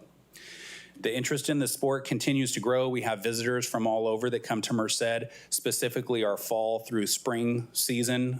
This is one of the most desirable disc golf courses in the Central Valley. Our eucalyptus grove and our creeks and waterways in that area make it a gem in our park system. When private organizations collect registration fees, sponsorships, merchandise sales, and other revenues while utilizing city-owned facilities, it is reasonable that a proportion of that goes to help offset the costs incurred by the city in providing and maintaining that space and also future development. What we're looking for in relation to Ferens Park Disc Golf Course is to add the course facility reservation fee schedule specifically for tournaments. These are the big venues that incorporate competitive play, as mentioned earlier on our opening kind of standards of practice or guiding principles.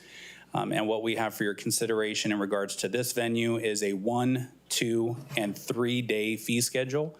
1 day tournament of $200, 2 day tournament of $350, or 3 day tournament for $400. League play, which is considered weeklies, is typically public and small scale.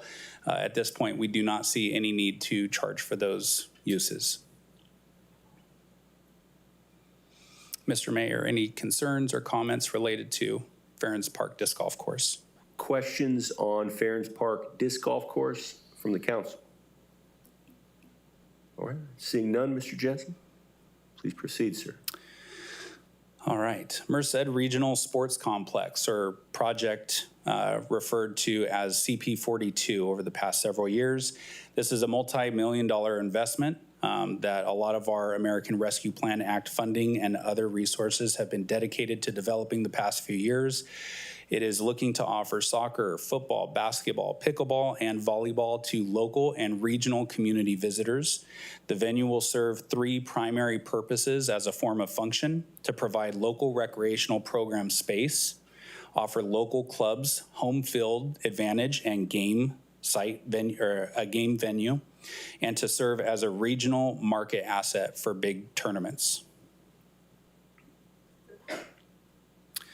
A little bit about the revenue strategy overview. We did want to make sure that community use was offered at this site during the weekdays, looking to implement free programs through Parks and Community Services. We've been able to do that the past couple of years now through sponsorships of outside organizations that are investing in our youth sports. Local club use as a base revenue stream for season rates. So this would be soccer clubs or football programs that pay a seasonal flat fee. There's a scheduled use each week that helps us keep the facility used with the appropriate uses and revenue coming in routinely. Daily rentals providing flexible revenue for specific fields, courts, or other amenities there. And then tournaments, and these are the big primary revenue driver where we're bringing in visitors from outside area that provide a transient revenue. They don't stay here and utilize our streets and street lights and waterway sewage on a routine basis. They come, provide revenue, and leave. For regional comparisons or baseline, we looked at 3 areas of the Central Valley.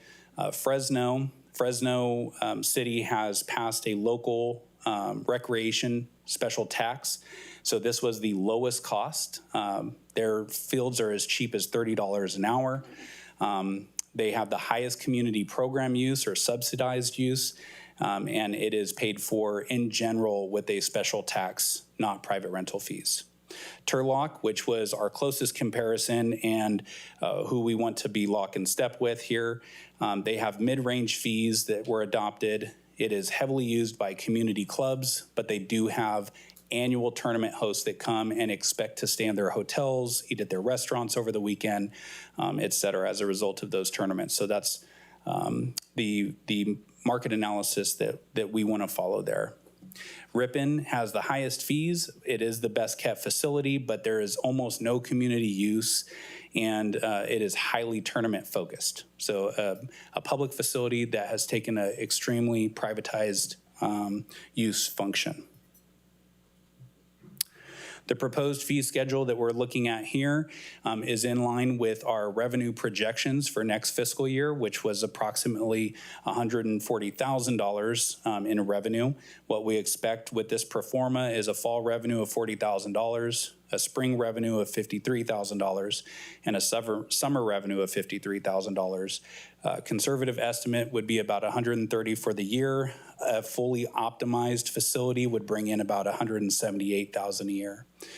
Our field schedule fee to the right includes a reservation fee. If we take the facility off the books, whether you cancel or hold your event, we need to make sure that we recuperate the cost that we eat by taking the venue off of the reservable list.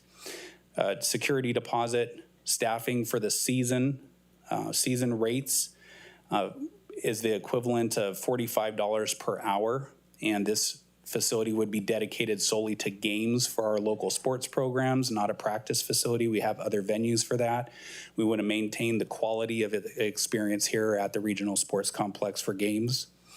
Daily fee of $65 an hour. Tournament use would be $2,500 per day. Parking fees would not be allowed to be collected. For a tournament of 5 fields or more, eventually we plan to have 6 here, they would have parking fees be allowed to be collected. So as you enter the facility, the way we built this site is we have an external gate, but we don't have field gates. So some venues you approach, you might be able to access the parking lot for free, but you pay to get into the actual field that your team is playing on.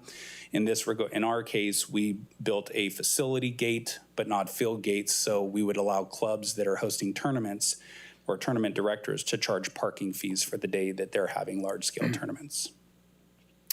That's very common with these particular types of venues. A 5-day rental would be $85. 2-day rental would be $85 for all 5 fields, and that would get you the entire facility. Pickleball courts, football courts, parking, concession stand, shade structure, volleyball court, and basketball courts. We also have a field light fee of $15 per hour. This is in line with our current rate schedule for McNamara Park and the Ninney Sports Complex. For futsal, we have a $30 an hour rate we're hoping to adopt tonight, and a season rate. I apologize that some of that got cut off in the presentation there, but for $2,400, you would get access to 4 days or nights a week, or 96 hours a season over 12 weeks at $25 an hour. For pickleball, we have hourly court fees of $10 per hour per court, or a season rate that's available for $4,600, again for 12 weeks, which would be $8 a court per hour. And then we have tournament half days, full days, and 2-day rentals available as well. Some final thoughts on CP42 and all of our fields is that we have a very rich history of local programming. Historically, our venues have relied on in-kind services to be upkept, maintained, and operated. We are at a scale at this point with most of our venues where we can no longer rely on solely in-kind services, but have to adopt fees that keep us in line with our expenses so that we do not defer maintenance on a regular basis, but on occasion. We feel that this fee schedule supports that ideology and that our field maintenance staffing and long-term sustainability in this fee schedule presented allow us to maintain a quality experience with our fields and facilities. So tonight, what's on the agenda is to revise the existing fee schedule with the addition of Bob Hart Square and the moat fee. That includes a block rate schedule and a an additional fee for use of canal.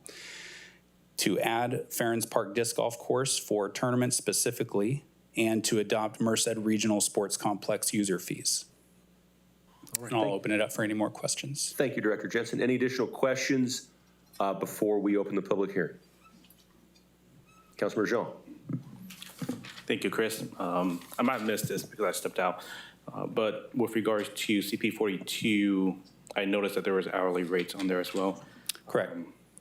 Is the facility open for community members to use without reservations? Yes, the facility is open weeknights Weekends are dedicated to games. We do have an operational schedule that we want to implement that would close the facility completely over winter, 3-month period, to make sure all the fields are rested and can rebound for the spring season. Okay, and then just making sure I repeat that again, because I remember, but weeknights is when it's open. Weekdays and weeknights, yes. We do have our programs, which are the community-focused programs that will be available to participate in during the weeknights as well. But organized recreational use would need to go through our office, but routine community access of the amenities there are first come, first served basis. Weekends would be geared towards season use or reserved use, and one weekend out of the 9 months that we want to have the facility open will be dedicated to outside tournaments. Okay, and then for those weekends, would there be instances where if there's no events, would it still be open to community members, or?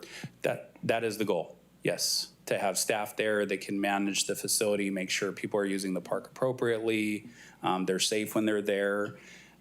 What we want to make sure that we do, though, is cover the operational costs that we've projected. So we're banking on the facility being used, but in lieu that it's not dedicated to a specific purpose, we would open it up.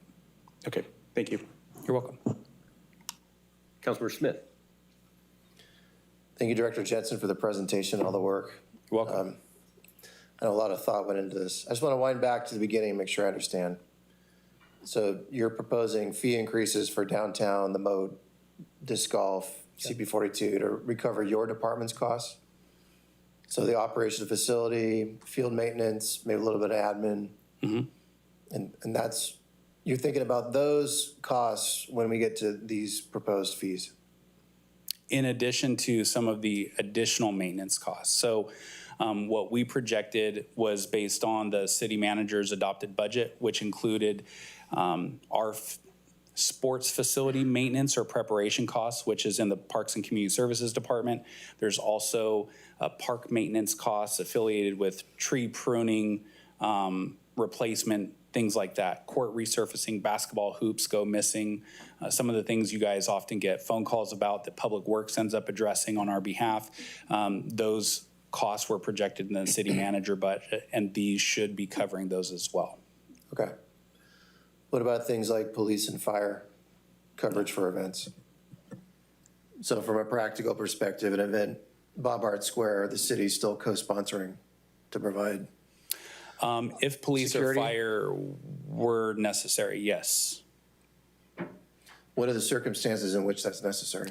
Typically, when we have a live music situation, whether it's in Bob Hart Square or a community park, we run that application through the police department. If Chief Stanfield sees any necessity to upstaff his command and his patrol as a result of that engagement, he will let us know, or he will let the vendor know accommodations that they need to make or revisions that they need to do before it's approved. Like a vendor has to provide private security or something? Mm-hmm. Okay. When we're staffing with our own officers, is there a provision to increase the fee to cover that additional cost?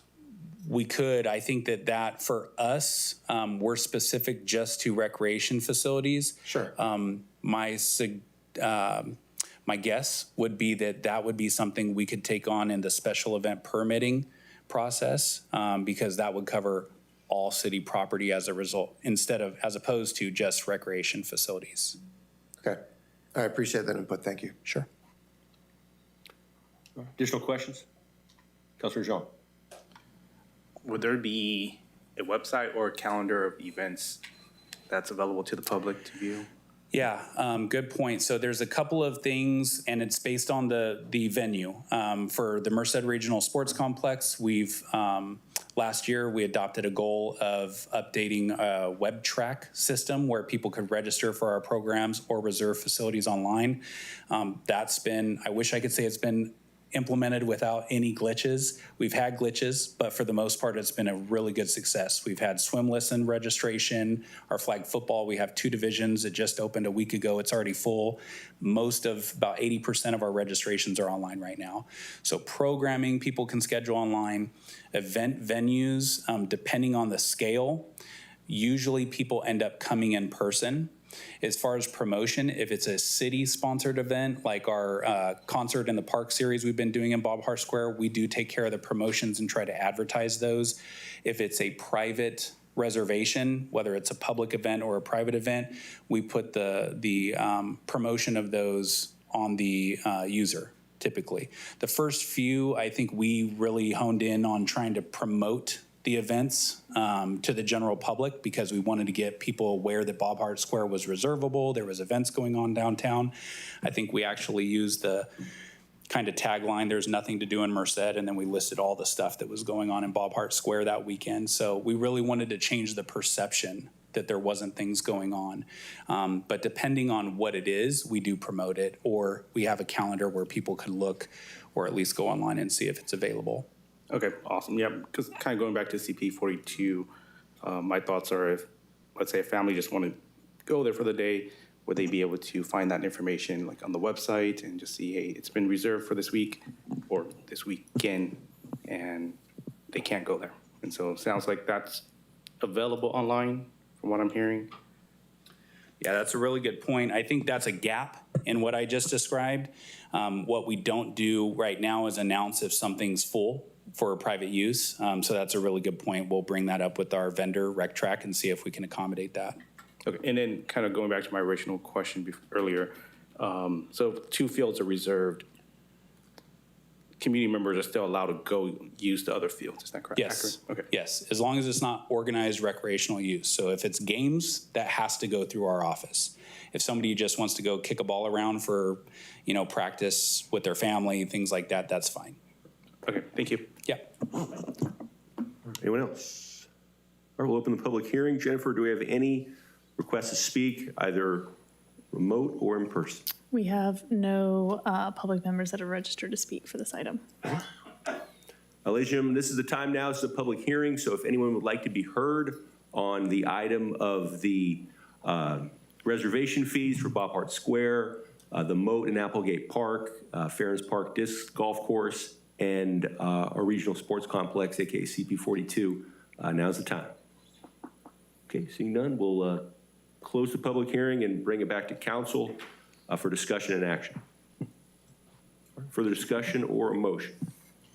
Motion. Second. Okay, we have a motion and a second. Pending discussion, Councilmember Jean.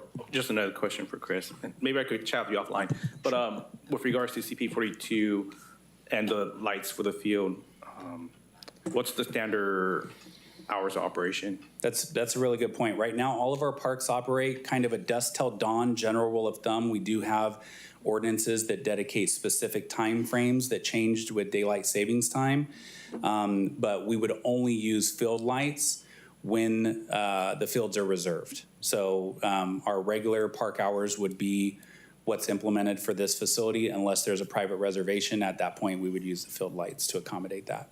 All right, thank you. You're welcome. And Chris, when do you anticipate cutting a ribbon at CP42? Man, I'm hoping August 1st, but I don't know. We got some finishing touches we got to work through over there. I appreciate council's persistence and patience with it, and the community's interest. I know it's been a long time coming, and we're extremely proud of what we're going to open here for our region to participate in. Active sports and recreation, and just need probably about a week or so before we can put out a formal save the date. I think it's probably, I've seen drove by when I saw some informal community use already ongoing.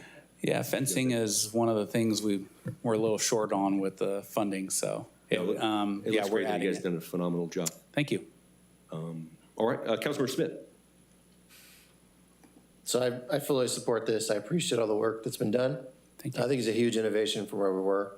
So I'm going to vote yes. I would encourage further thought, though. It's great that we've got close to cost recovery for the Parks Department, but we need something that looks like cost recovery for the city. And if we're not going to do that, then we should just all know that, events downtown mean we're talking about police and fire overtime or public works. But for today, I'm fully in support. All right, thank you, sir. No, 4 great facilities. Okay, seeing no additional comments, I'll call for the question. Jennifer. Okay, I have a motion by Councilmember Harris and a second by Councilmember DuPont. The motion will include the adoption of Resolution 2026-39, a resolution of the City Council of the City of Merced, California, approving parks and community service program and service fees. Mayor and council, please cast your votes.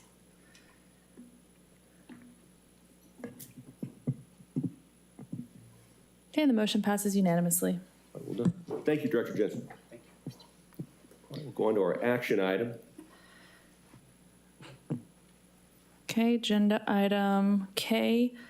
Action items, K1, approval to submit Census Tract 060470018001, 060470013001, 060470013002, and 060470016003 for the Opportunity Zone 2.0 submission form to the Governor's Office of Business Development.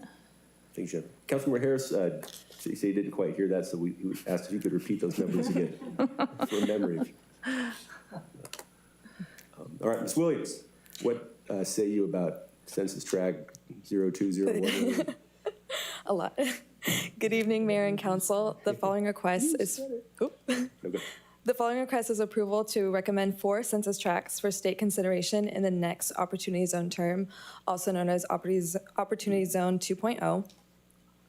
First off, the reason for the Opportunity Zone program is to ensure investment in economically distressed areas that are determined by the federal government, meaning these zones allow for these tax incentive programs to occur and allows for deferred, reduced, and excluded capital gains in exchange for long-term investment in these areas. And as a note, I have it's not a grant source as well.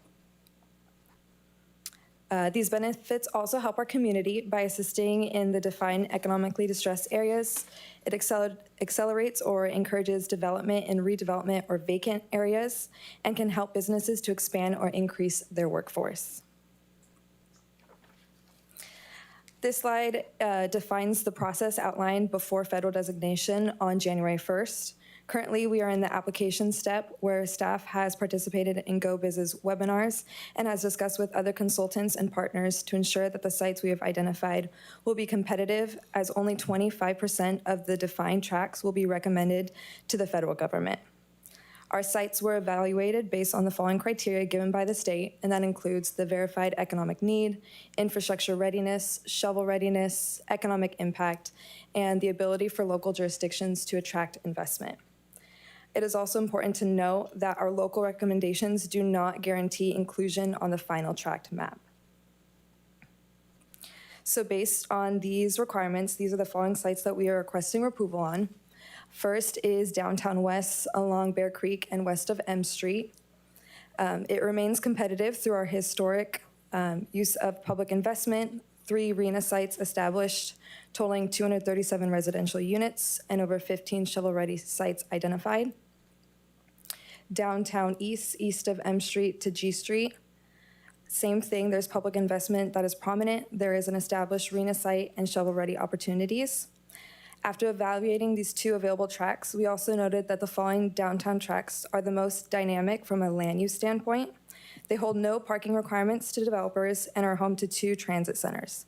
Staff also noted the recent arts and culture designation, the UC Merced extension, and the established PBID as additional forms of opportunities and current investments in these tracts.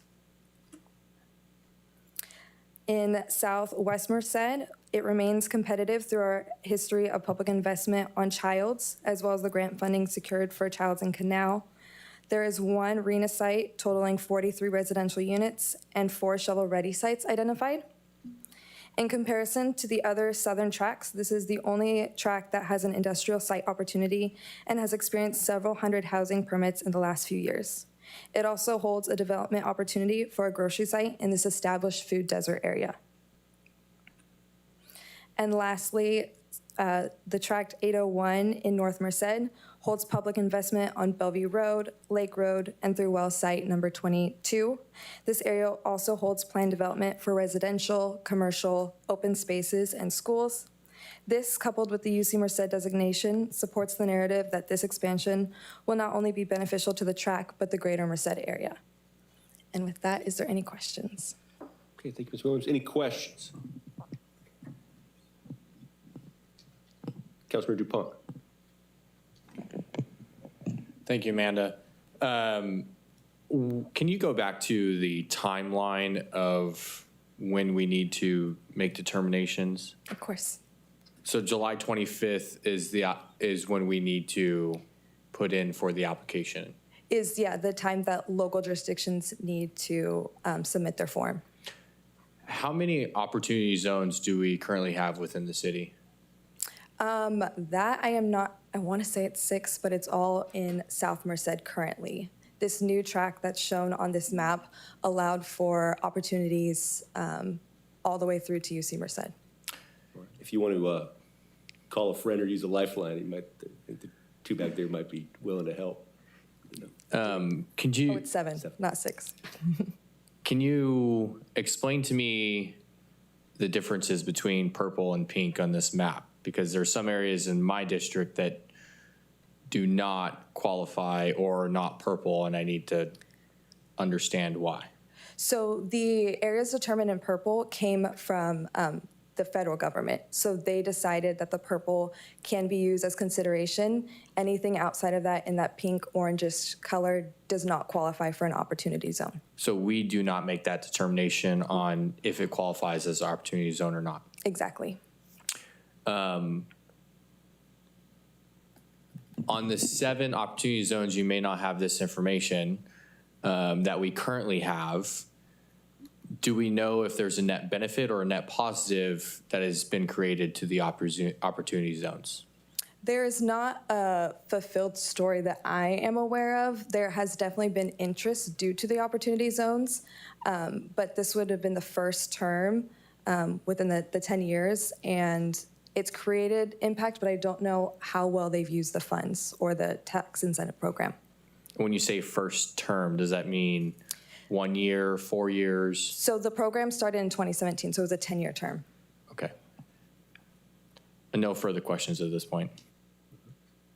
Anyone else? Councilor Smith. Thank you. Thank you for the presentation. Councilmember DuPont asked a couple of my questions. Just want to make sure I heard correctly. So of the existing opportunity zones in Central and South Merced, we don't have any data as to whether or not the fact that there was an opportunity zone there actually fostered development. We can say that it helped to express interest, but because it's a federal program, we're not exactly sure on like the data they're reporting, but we can try to find it. Yeah. Well, I'm not trying to look for some kind of quantitative measure. Like there hasn't been a developer who talked to you or Mr. Quintero and said, hey, I was going to bypass Merced, but there was an opportunity zone. I'm oversimplifying, but I mean, just even colloquially, do we have experience in the last 10 years this has helped? It has helped, and we've had conversations, but it isn't only in specific to opportunity zones that they did the Part of the mix? Mm-hmm. Okay. I struggle a little bit with the suggestion to do an opportunity zone in Northeast Merced, which is a huge part of my district, a little bit of District 6. I mean, we're talking about a tax shelter, right? That's basically what this comes down to. One of the classic concerns with opportunity zones is that they actually create disincentives to invest in other parts of town. And we're not able to write in requirements that say there actually be job creating activity. I struggle with the justification to come up with an opportunity zone in a place where the market has already said that it's going to be developed. And we don't have a chance to change the tone or the type of development. You can correct me if I'm wrong.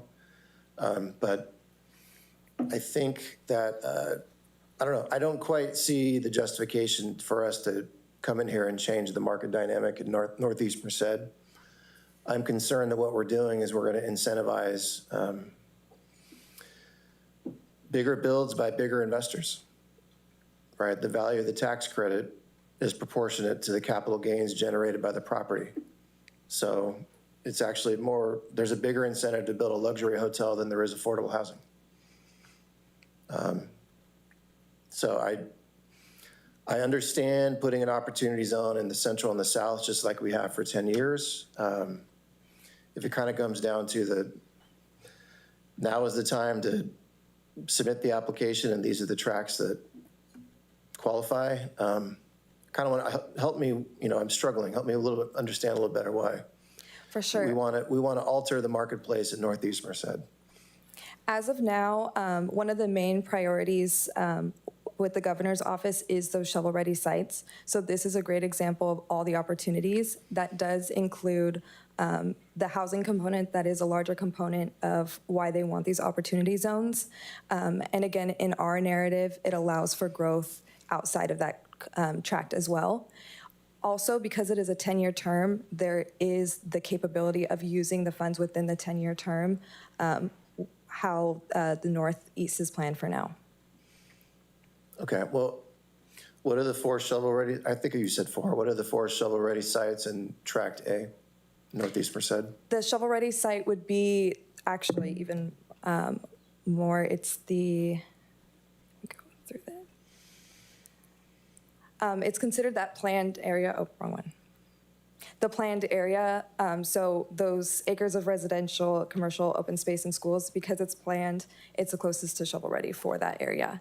There's also Bellevue and Cardella. There's an area there as well. So the shovel-ready projects are residential and commercial, like we're already under discussion in the annexation and pre-annexation applications. Yes, and then there's also some that are that have already been annexed and included in this. Okay, I appreciate the extra info. Thank you. All right, Councilor DuPont, questions? No questions, further question, but maybe a suggestion is I feel like I'm lacking information on the current opportunity zones of getting to a nexus of how opportunity zones bring a benefit to those areas within the city. And so I think I'd request, given it's not, the deadline doesn't come up till July 25th, we have a council meeting July 20th, is to get more information on these opportunity zones so we can better make a informed decision. If it's a term for 10 years, it does have tax implications to the city. So that's what I would request currently on the opportunity zones, and would defer this question until the next meeting. Okay, additional question. Take public comment first before giving direction if we do. Mr. Bright, anything to add, sir, from the city manager's desk? Thank you, Mayor. Just a couple things. This is a federal program that's about capital gains. It doesn't affect local property taxes or sales tax. And so those are really your revenue sources that you see that affect you locally. So I think you heard Amanda mention that we don't really have a quantitative way to express what's being claimed because it's on tax returns. There might be a way for us to get that, but we haven't done that so far. As far as what the information is, it's out there. The state does a nice job with GoBiz on a little packet with regard to the program that we can definitely share. And if council's desire is to provide some feedback tonight, bring it back on the 20th, it still gives us time to submit it by the 25th. I think we can respond to any questions you might have as well. Mr. Quintero, if we could call you up, sir, anything over the past 10 years or so, sir?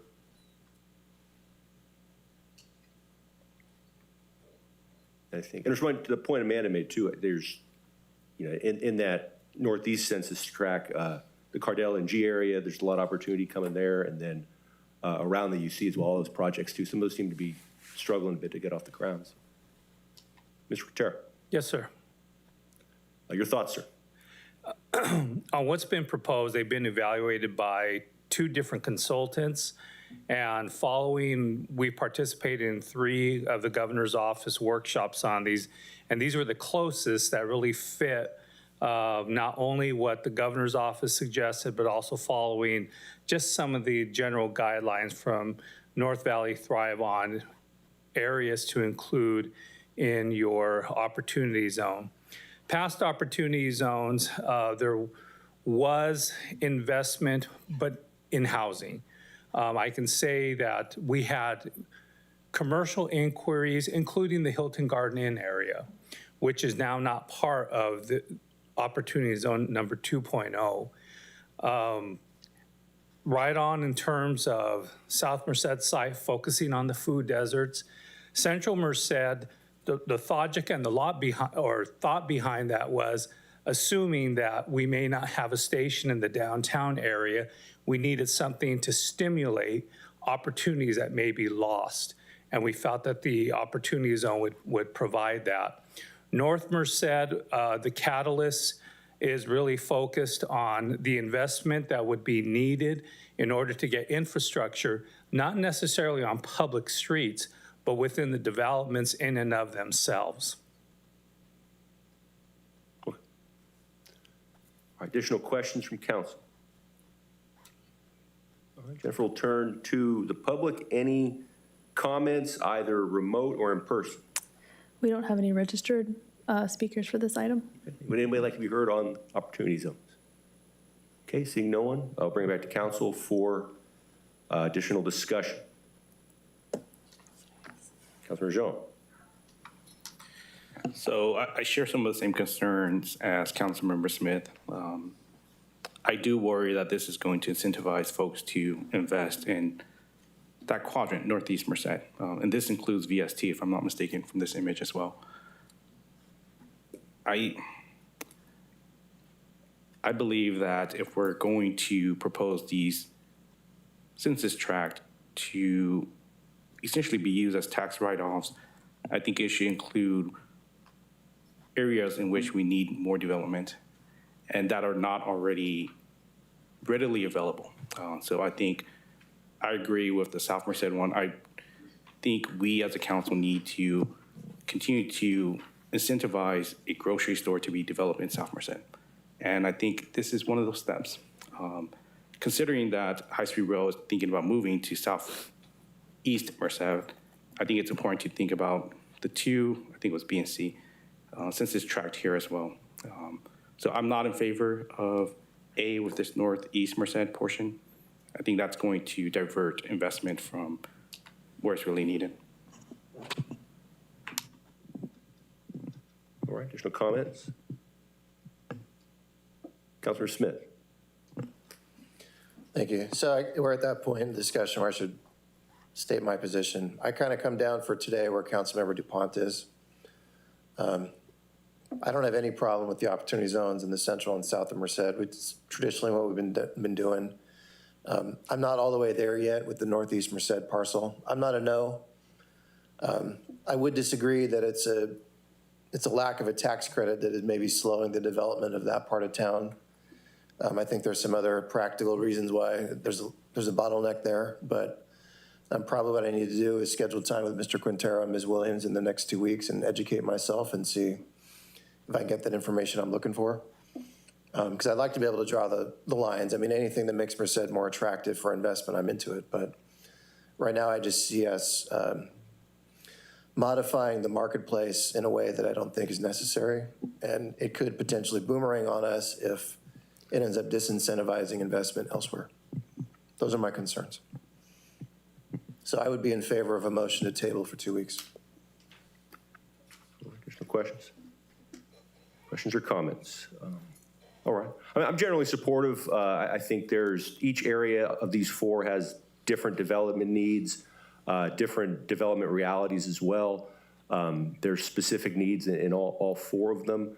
This is an economic development tool and we're all supportive of economic development. I think everybody in this council has made that very clear. And this is one tool, certainly not a magic wand by any stretch of the imagination, but a tool that makes us more competitive relative to other areas as well, too. Councilmember Harris, his thoughts, sir. Thank you, Mayor. Do we have the ability to adopt a motion to go ahead with zones B, C, and D and come back in 2 weeks with a separate item for A with more detail? I don't see why not. Mr. Cornwell or Ms. Williams, is that? Mayor, if I may, I think that wonderful suggestion, sir, because this is competitive. We are competing with the other cities and other communities in the state. And although they're due on the 25th, they're encouraging us to get the applications in as soon as possible. So even if we're working with 3 out of 4, that would give us a little time to prepare the packets for these necessarily 3 census tracts. Okay. And so by getting them in, there's no guarantee that Correct. that will be accepted. What are the, how many of those are being accepted, or what are the criteria, do you know? I'm going to turn that one over to Amanda. Ms. Williams? So the state is allowed to recommend 25%. So out of the 2,600 tracks, it's like 618 that they're allowed to recommend for the whole state. And those are also not technically, what's the word? That doesn't mean that they will actually even be federally designated as well. That's just their recommendation. So the state looks at everything we send them, the state, well, and what kind of criteria does the state look at? It's the one that's listed right there. So it's that economic need, the readiness, the economic impact, and the investment that we already have in those areas that they're looking at. All right, and those are recommended to the federal government, and the federal government Exactly. does it, the federal government? They'll designate it in January. Okay. Mayor Pro Tem Boyle. Just wanted to say that on Stockton City Council, they have the same agenda item tonight as well. So they are discussing this probably at the same time that we are. Councilor Harris. Thank you. Thank you, Mayor. Subject to further discussion, I would move forward with a motion to move items B, C, or areas B, C, and D forward.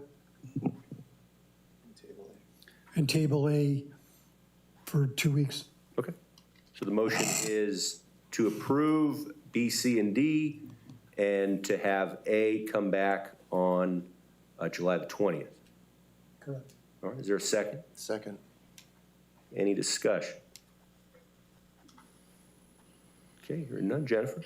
You have a motion by Councilmember Harris and a second by Councilmember Smith. Mayor and council, please cast your votes.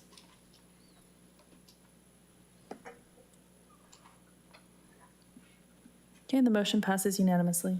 All right, thank you, Jennifer. It's 8:11. If we take a short recess, we'll come back at 8:20 to resume with our business items.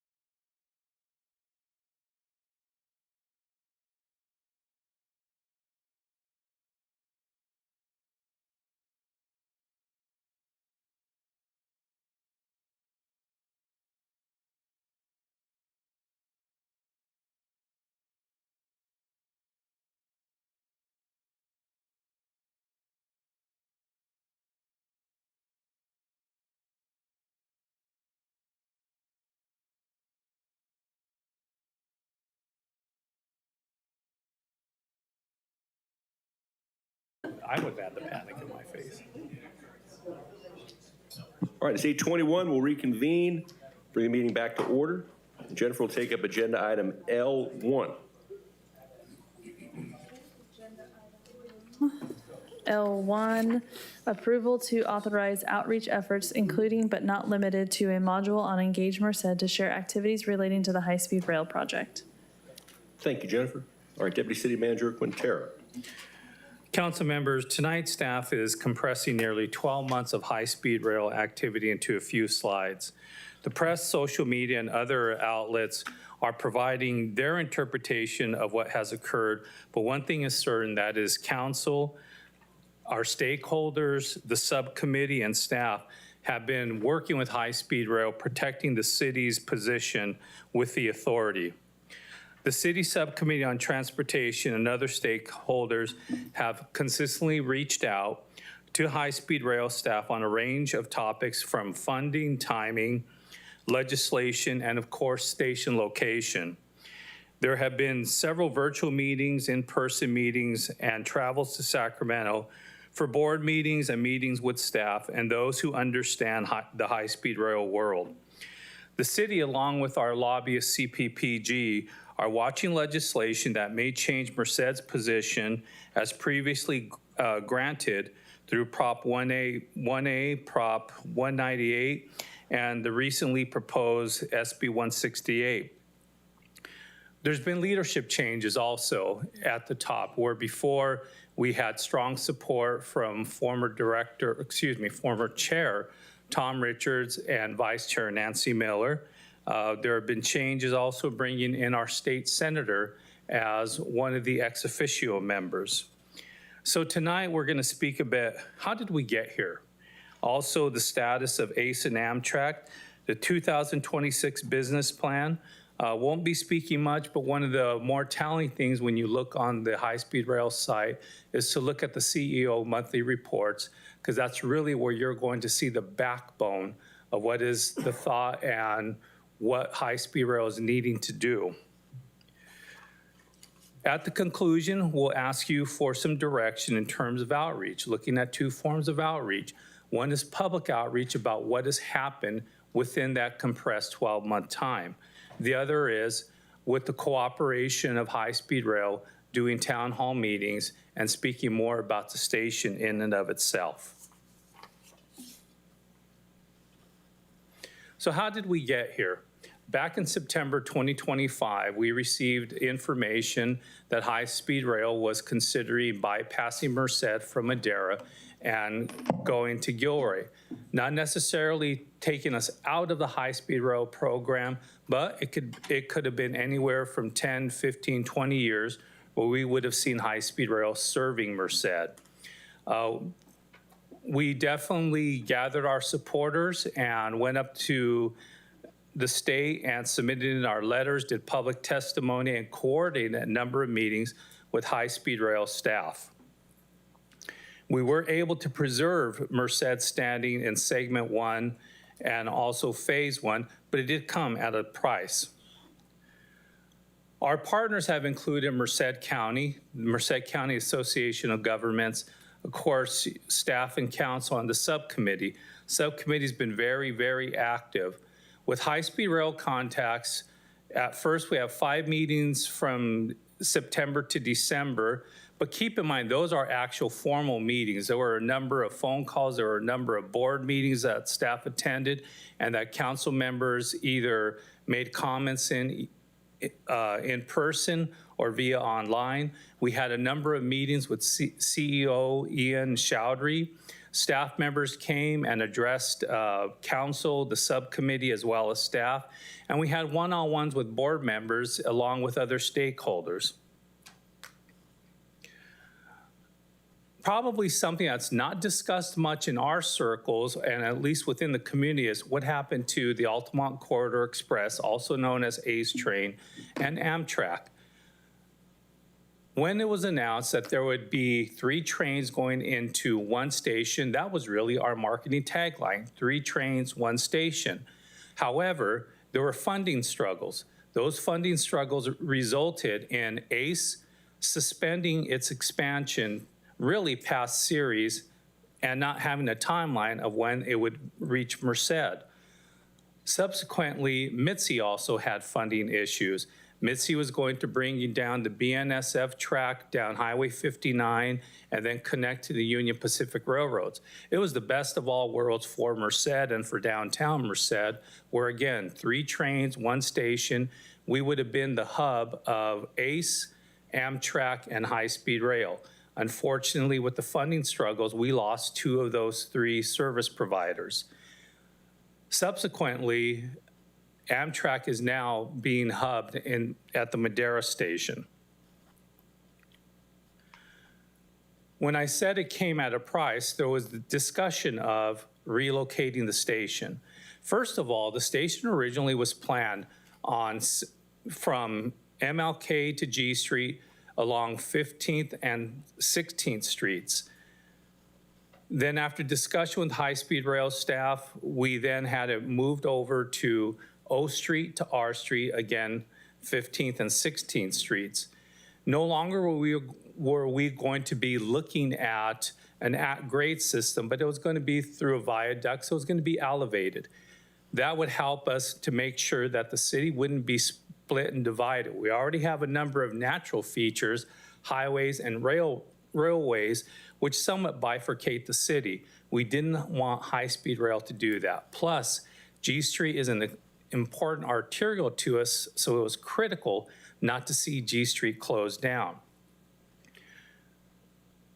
Putting pieces of the puzzle together, we then learned that the station was being proposed to be moved down to Highway 99, Mission Avenue, pretty much adjacent to the Union Pacific Railroad.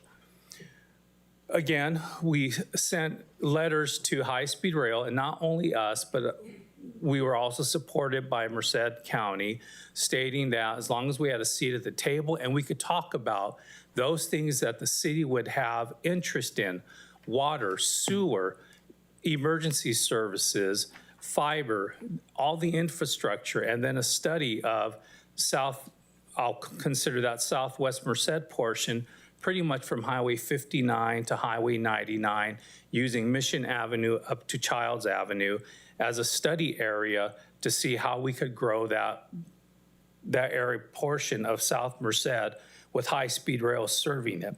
Excuse me. There have been robust meetings and strategic outreach. We weren't through. There were 2 council meetings in 2026 and 5 additional meetings, again, where we were actually with high-speed rail staff. I think what was very key was in March, about March 11th, March 12th, there was a meeting which we call the High-Speed Rail Lobby Day. There were 7 meetings with legislators and the governor's office staff. Discussion came out and we had a little more direction, but we still didn't get those solid answers that we were looking for concerning high-speed rail. Then on top of that, we were also at the time reviewing the 2026 draft business plan. So there was a clock on that. It was issued on February 28th with a public comment period closing on the 29th. The board itself heard testimony on the 29th, postponed a decision to June 1st, which it was adopted. That plan identified for the first time through one of their supporting documents that the platform itself would go down to 1 platform, 2 lines, and basically the picture that was painted would be something that would be, as was characterized to us, like the rail station that was in Denair.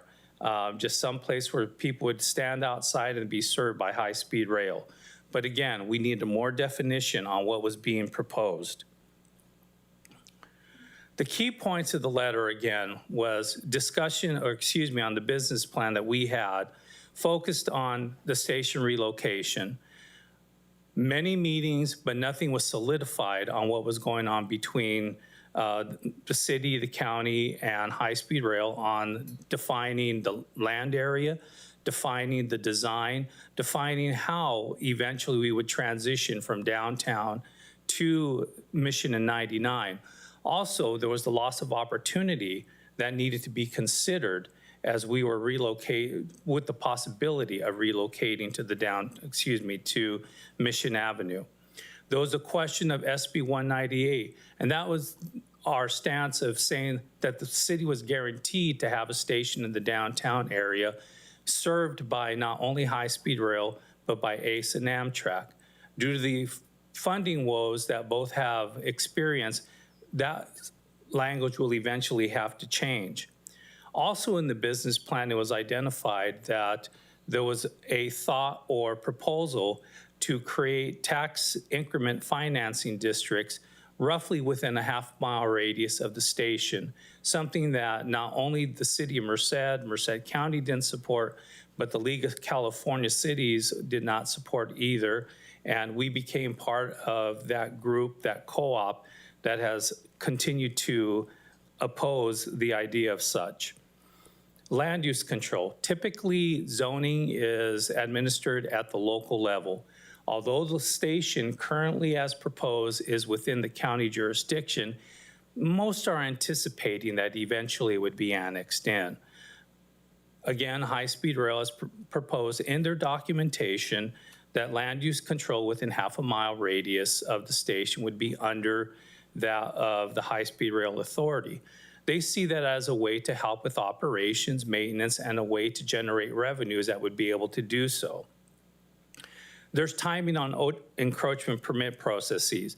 That didn't create as much heartburn as the others because we too have to issue encroachment permits, but still we want to make sure that should lines be extended, should services be extended, we want to make sure that those are protected and we protect those through the encroachment process.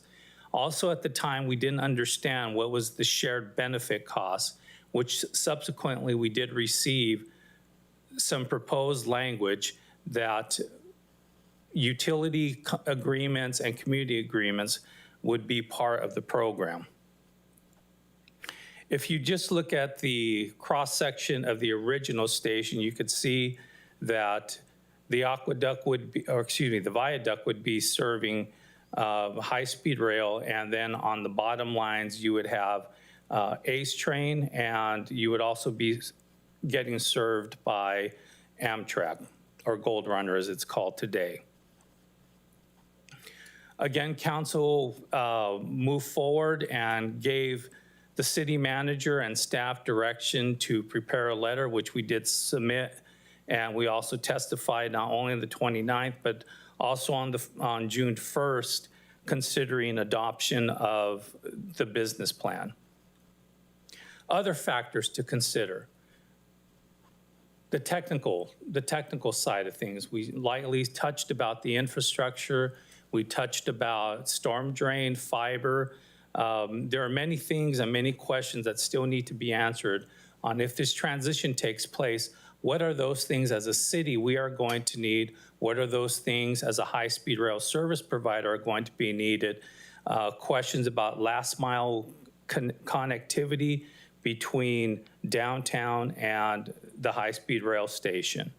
We're in the midst of undertaking a general plan amendment, and right now it does not include that area. So one of our asks would definitely be that we would get some funding to expand our study area for the general plan update and also have the ability to perform a South Merced study incorporating high-speed rail and its potential benefit and economic and serving as an economic catalyst. We've been talking about potential annexations in the facilities and improvements. Fire service and emergency service, police services, all those would have to be extended to the proposed station location. Funding and agreements, there's not a committed source of funding right now for the downtown area. Recently at a meeting where CEO Chaudhry was there with another staff member from High Speed Rail, and a question was asked by a member of the public who is in the business community. Is downtown out of the question? The response was no.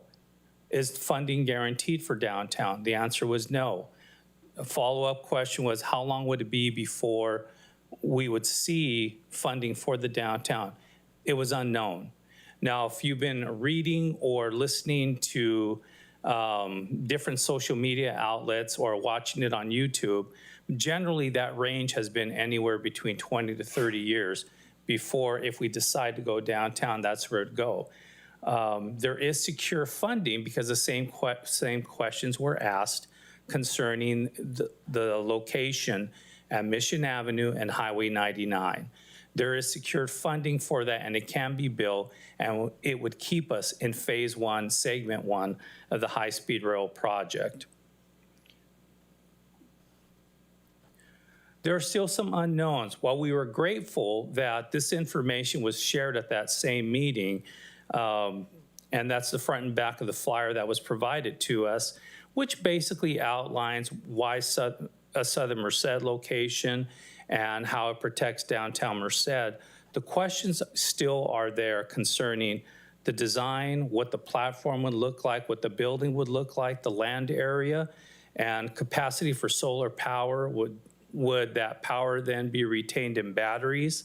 And also capacity for a data center. Right now, data centers don't have the best reputation, not only in the state of California, but across the country. And that is something of concern that we've heard from the public and also from staff regarding the use of resources. The next steps we are requesting are, first of all, we would like to get a module up in Engage Merced. And then after that, with your approval, we would like to go out to the community and do media briefings, do op-eds, and engage more on social media on what has taken place, is taking place, and what we anticipate will take place in terms of working with the High-Speed Rail Authority. We would also like the opportunity to work with the High-Speed Rail Authority on holding town halls. And that was one of the strengths when we worked with Foster, ARUP, Foster and Smith, and Stantec. We held about 3 town hall meetings, and we got a lot of information out of it. And the proposed station that you saw on 16th between O and R Street was a result of that. The land uses were a result of that. The idea of a park strip underneath the viaduct and as such were all results from having those type of workshops.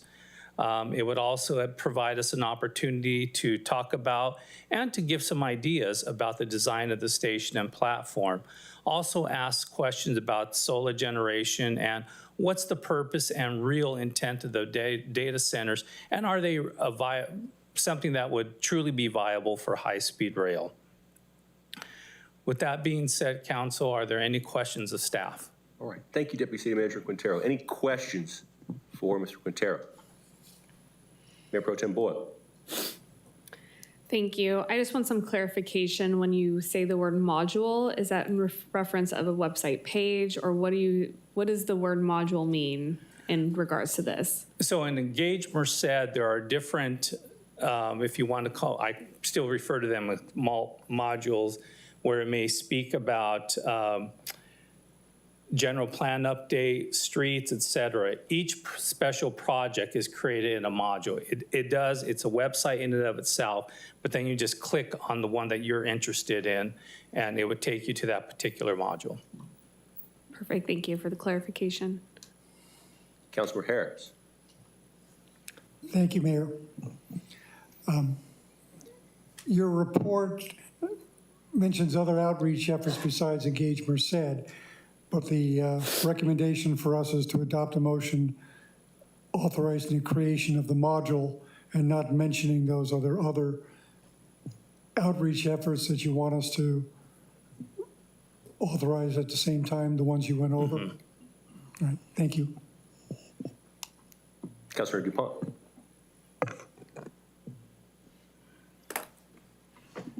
Thank you, Mayor. Couple questions. You talked about robust meetings and strategic outreach. Can you tell me some of the outcomes that have come from those meetings, if any? The outcomes have been limited. Unfortunately, our desire was to get a definite description of the land area, the design of the station, and understanding what high-speed rail would need of the community and vice versa. While we finally got an understanding of the location, those other main key points weren't answered. The other areas that we were trying to focus on were with the money that was left over from the high-speed rail downtown station planning grant to be able to use the remainder of that money for perhaps an opportunity loss study in the downtown area. Unfortunately, again, that was one of those items that we did not get answered. So while the discussion, it was robust, it was strategic, we didn't get fully the answers that we were looking for. Since the February letter, when we requested a collaborative review of the move to Southeast Merced, have there been robust discussions on the outline of city letter of comments key points in your slide 8, number 8? Those were some of the things that we talked about from the very beginning. Has there been robust discussions on those key topics? So the discussion that was robust was, first, we had a joint meeting between the city and the county, and that produced a list of items that are going to be asked. We did end up having 2 meetings with high-speed rail staff, subsequently 2 meetings with 2 different board members.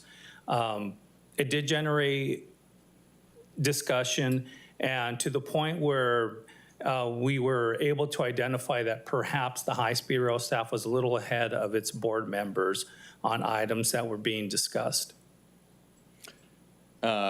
Slide 8, if you could turn to slide 8, please.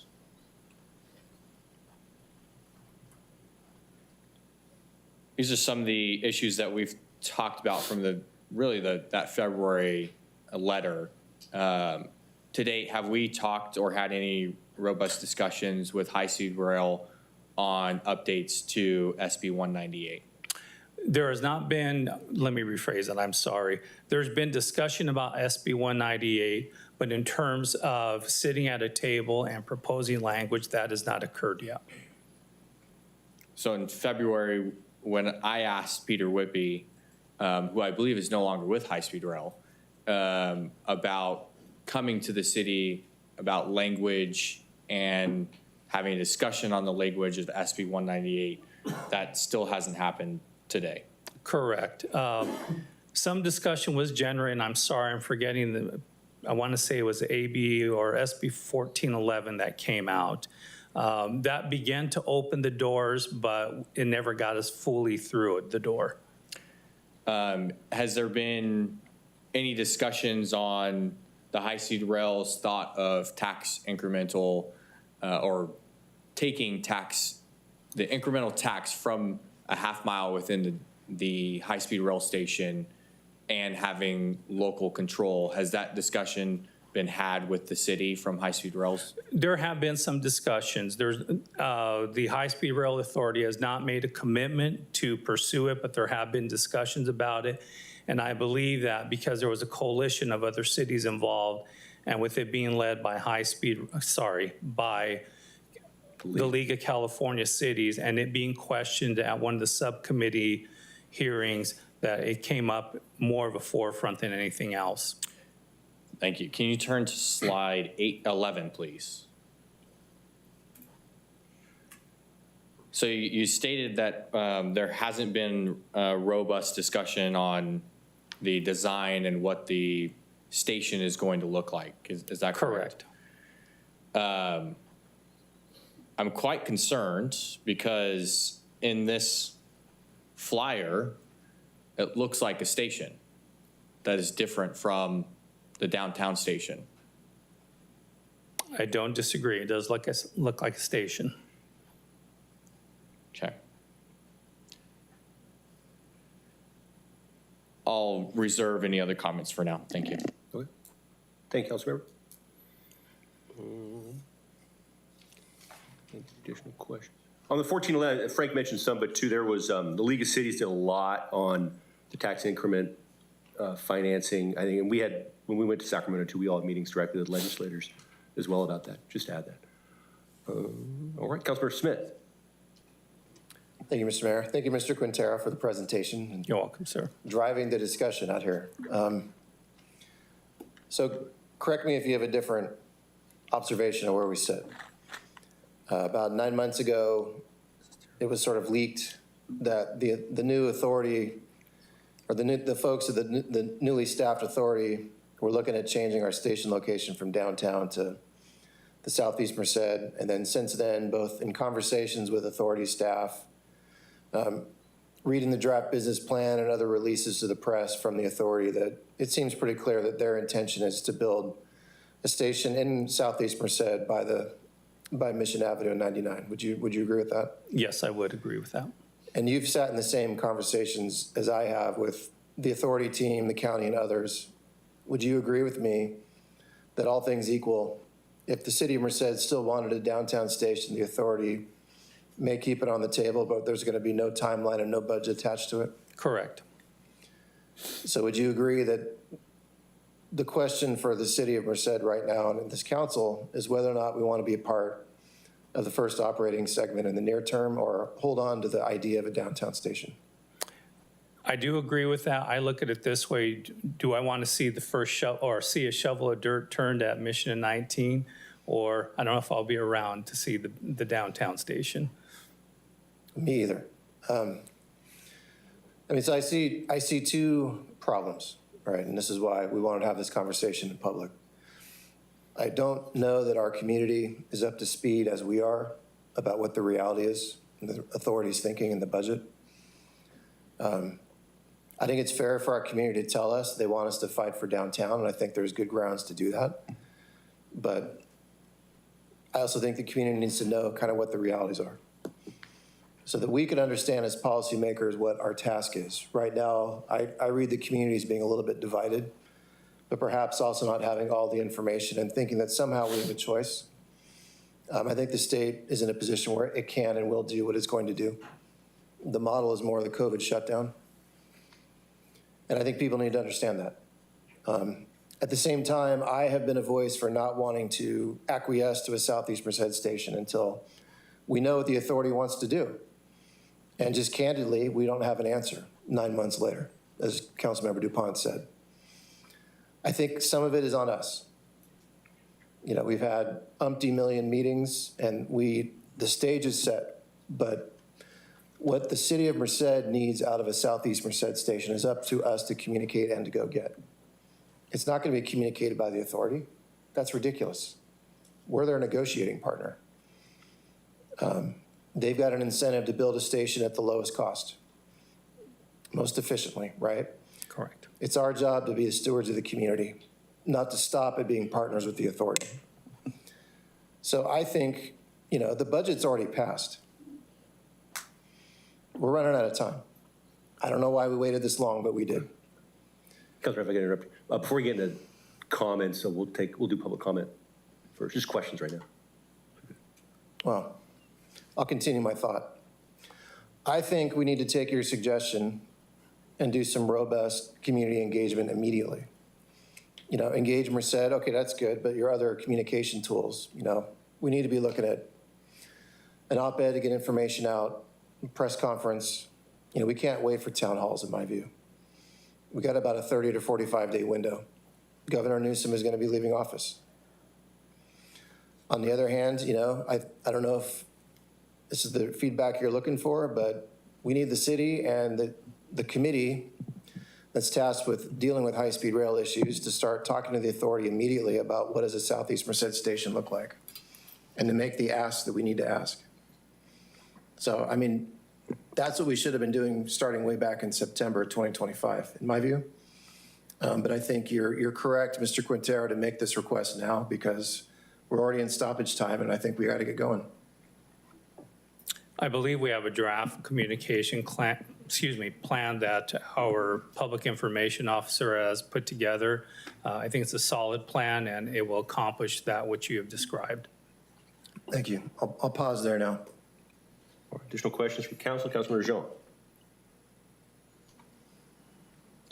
Frank, can you remind me how long has this been in the works? Like the whole high-speed rail station in Merced? How long has that been? Do you want me to go back to 1994 or when we started in the technical planning in 2010? However you want to describe it. So really, Merced got more involved, I would say, about 2008 to 2010. Okay, so about 20 years or so? Correct. Okay, and then have there been any, has the High Speed Rail Authority reached out to the city with regards to doing community outreach within like the past 9 months? Other than the meetings that they've held here with council, there have not been any discussion of having community meetings. Do you know when was the last time they hosted a town hall here in the city? I want to say it was 2 Decembers ago.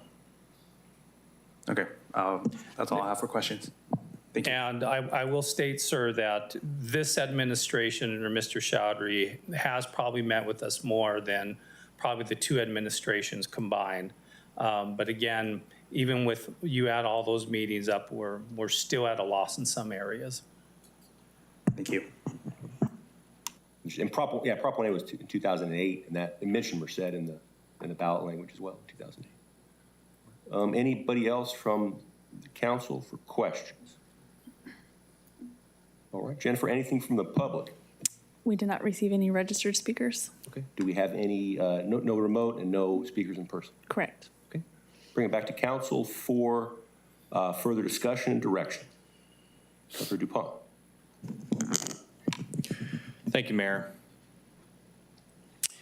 So I think we've seen a pattern by the High Speed Rail Authority, and I'll just say from February 2nd, I'll give them the benefit of the doubt of when we talked in February 2nd, sent our letter of having a collaborative review of a Southeast Merced station. We've seen a pattern by the High Speed Rail Authority of continuing to put information out that was never discussed with our subcommittee. And a business plan and a technical report. We talked about it 2008, 2009, maybe 2010. Merced had an important role and has an important role on the initial operating segment. But time and time again, the High Speed Rail Authority have made decisions behind closed doors, without our representatives, without discussing the issues that impact Mercedians, and they're going to continue to do the same thing. You see it in the State Assembly that just passed a bill that provides the ability for the Inspector General, if there's an audit or a report that is not beneficial to the project, the Inspector General can keep that report or audit confidential from the public. This is the authority that we're dealing with. Secrecy and non-transparency. Merced cannot be pushed aside for the benefit of the High Speed Rail Authority. Our community deserves a real voice at the table, not a courtesy meeting after decisions had already been made. We have to have that standard. The station location cannot be another backroom deal by Sacramento. We have real issues and real concerns in Southeast Merced that need to be discussed and put forward by this council, by our ad hoc committee, to High Speed Rail, ensuring that we are telling High Speed Rail what we want. And High Speed Rail needs to be on the other side of the table, willing to be what they've called a partner.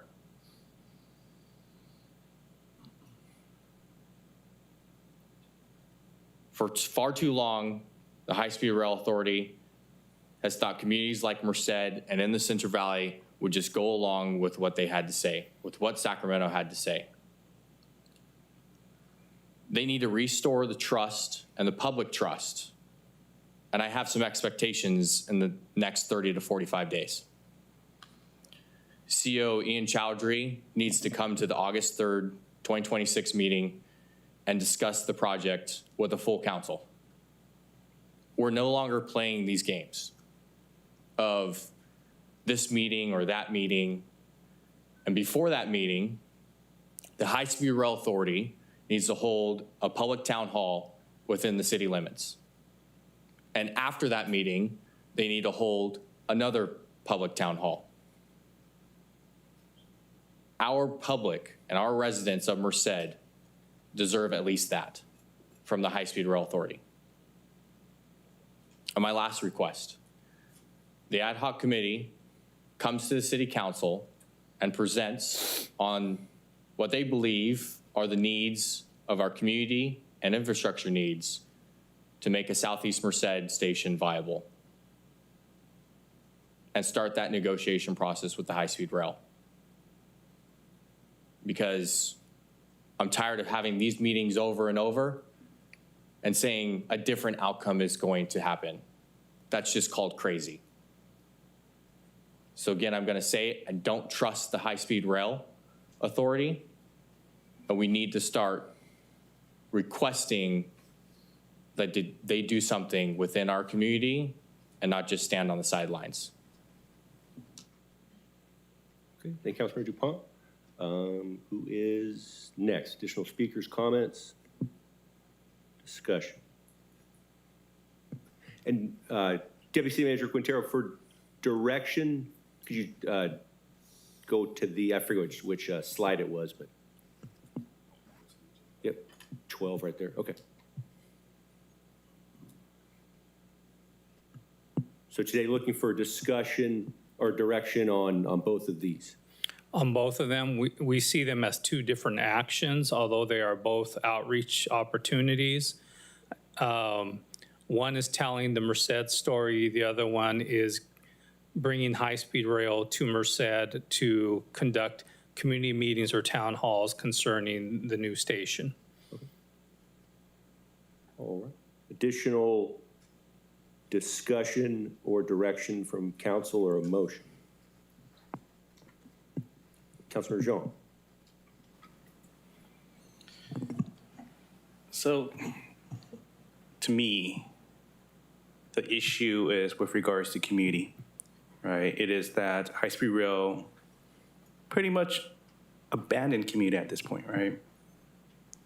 I was there at these town halls in which community members came.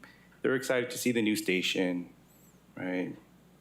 They were excited to provide feedback on how it looked. They wanted community engagement, and it feels like within the past 9 months, all that was thrown away, right? And again, not just from me, but from our community members, they feel like this entire process has just been, let's say, a slap in the face, right? Pointless, where they went through all this work and felt heard, and then it just pretty much vanished. And I think that's something that the high-speed rail needs to answer, right? They need to let our community members know, and this is where I disagree with us doing all of this. We shouldn't be the one carrying water for them, right? We should be standing for what our community members want, what they expect. And this isn't it.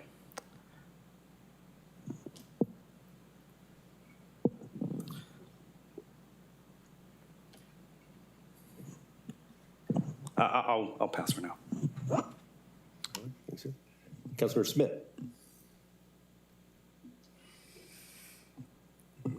So echoing Councilmember DuPont's comments, I mean, to be fair, I think the authority actually wants to engage with us to figure this out because we as a group are kind of paralyzed by the station location decision.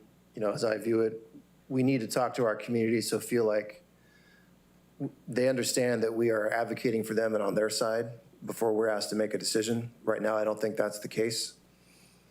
I think people would be blindsided if we just decided one way or the other. But I maybe disagree with Councilmember Zhang. It's our job to advocate for our community. We have to quote unquote carry the water because they're not going to negotiate for our position. We've got asks and we've got needs, and the station has to look like what we want it to look like in a certain respect. There's going to be some gives, right? But they can try to convince us of their position, but if we don't respond and push our position, we're not going to end up going anywhere. So we need to very quickly, in my view, communicate with our community, listen to what they have to say, give them all the facts that we have. And if they still want us to fight for downtown, well, that's where we're going to be. But it should be knowing all the limitations and the facts on the ground that we've learned from the authority. And it's also not helpful that we don't have answers to basic questions, like what's the real cost savings Southeast Merced versus downtown? Is it $1 billion or $84 million? Are we building data centers to drive revenue for the train or what, right? There's all these narratives that are not very helpful to us making what is really a discrete and narrow decision of whether or not we support a station relocation, what we're getting out of it. So, I think that we have been, quote unquote, partnering for a little bit too long. We need to drive this forward. We need to jump in there and talk to the community, and in parallel, open up a negotiation through staff and the subcommittee so that we can come back and tell you in open session, this is what the deal looks like. Do we like it, yes or no? And if we want there to be state appropriations in this budget year for the things we need, we've now waited 9 months. This has to happen in 30 to 45 days. We need support from our local higher superior officials. It's going to take time. We got to get going. So, I think we need to stop playing nice, and we need to get in there and do the work we should have been doing the last 6 months. We can also have town halls and things like that. That's important, but we need to go directly to the people. And to me, that means online, that means press conference, that means relentlessly speaking with groups, because we got a big lift now. We got to do it by the end of summer. But I'm not going to rely upon the authority or anybody else to do that except us. It's our job. All right, thanks, sir. All right, anyone else?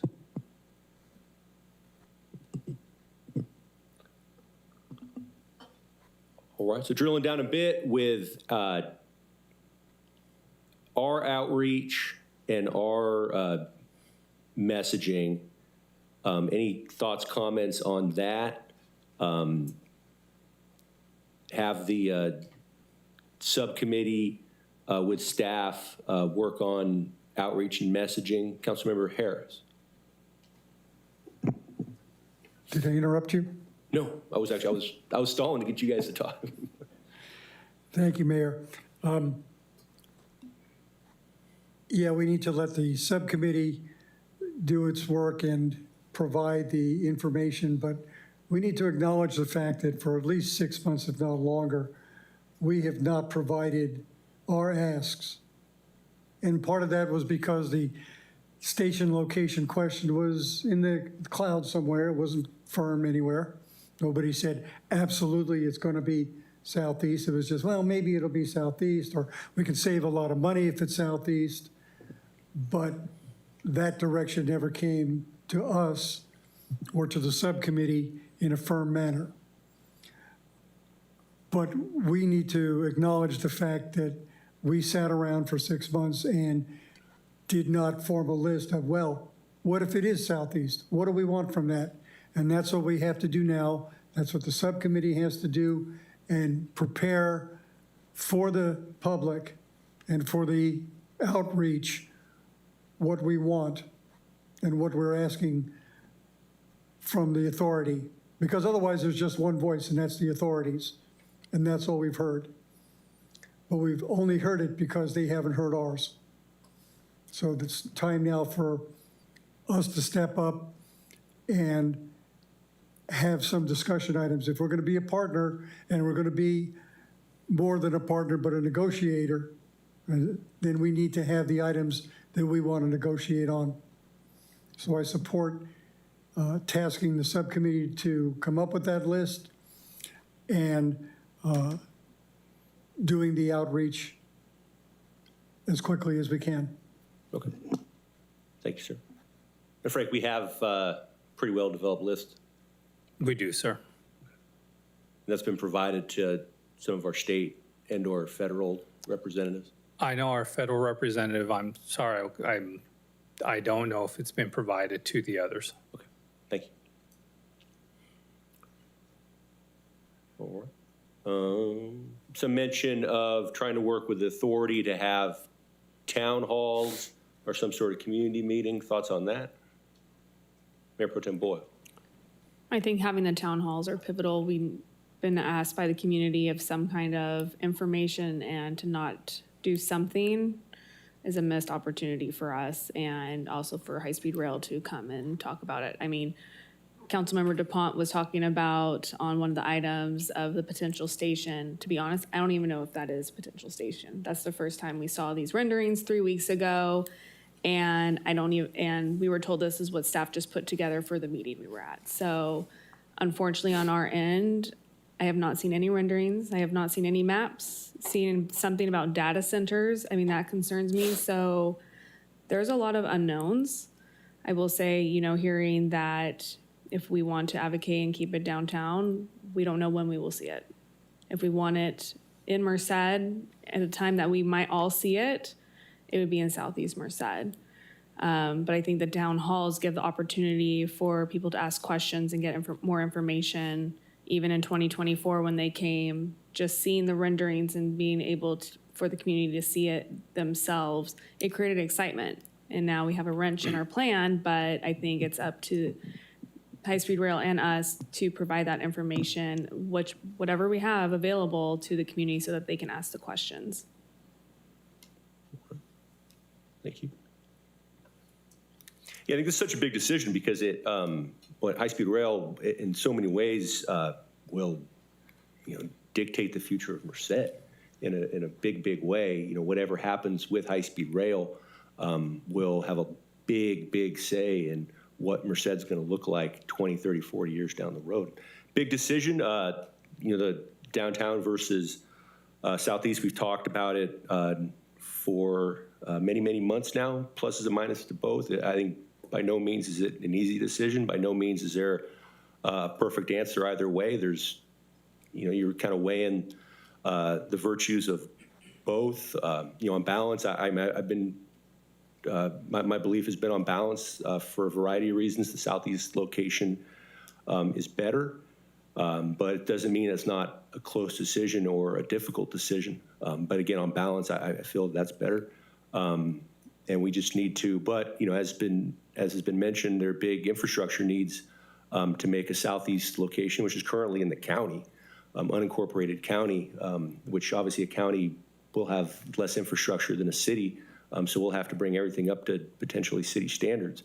So there's big infrastructure needs. That said, too, there could be significant infrastructure needs that we've kind of glossed over, haven't talked too much about with the downtown station as well. If downtown, you're packaging a lot into a small space, and especially those early renderings, that was a train station for 3 trains. So that station and those diagrams were going to be bigger, more elaborate than a station just for high-speed rail. But with ACE and Amtrak kind of falling off and high-speed rail being the only one that's really left, I think certainly important to work with them, but we got to be strong too, and we got to say, look, and working with them, working with our state and federal partners to say, this is what we need to make it work. Again, big infrastructure needs in the Southeast. I think everybody's well aware of that. Everybody's been clear about that. And again, a lot of unspoken needs downtown as well too, potentially if, having to improve infrastructure, especially that aging infrastructure downtown, and relocating key city facilities, which would have been extremely difficult as well. All right. So with, I'll give you a second, 1 second, Councilman Jean. Yeah, we're getting coordinating with High Speed Rail. Again, I'm in favor, as has been stated, of hopefully being able to schedule at least 2 town halls with the authority, as we've done in the past, and us working too on our outreach as well. And I think, again, as has been stated, a big piece of data, and we've mentioned this to the authority as well too. We've had this discussion of big pieces of information we need are one. And again, we've said this multiple times, the authority, what support are we going to get for our infrastructure needs, especially if it's in Southeast Merced? And then 2, what's the station and the area around it going to look like? We still don't have that answer. So, we've heard different things, heard different rumors, been presented that flyer at a meeting roughly a month ago that Supervisor Pedroza organized. but we don't have any firm ideas exactly on what are we signing off on and what Southeast Merced, if we're going there, what's that going to look like? Councilmember Jean. Yeah, I just want to add that, again, this has been 20 years in the making, and to jump for this past 9 months, I don't think is reasonable. I think that we have FOMO, right? Fear of missing out. And that's where we are right now, right? That's it. We're not actually planning for the betterment of the city. We're afraid that they're going to leave us behind, so we're going to do what they want us to do. And I don't think that is in the best interest of the community, right? This station is going to be here for many, many, many years, right? It's going to be long. We're going to be all long gone while it's still here. And I think it is really bad planning to circumvent 20 years for 9 months of planning and say that this is now the best option. This is what's best for the community. This is what's best for the city. I just don't agree with them. With regards to engagement or what community needs are, there was that UC Merced study, right? It talked about community engagement, what folks like to see, what they need. If we talk about the town halls, right?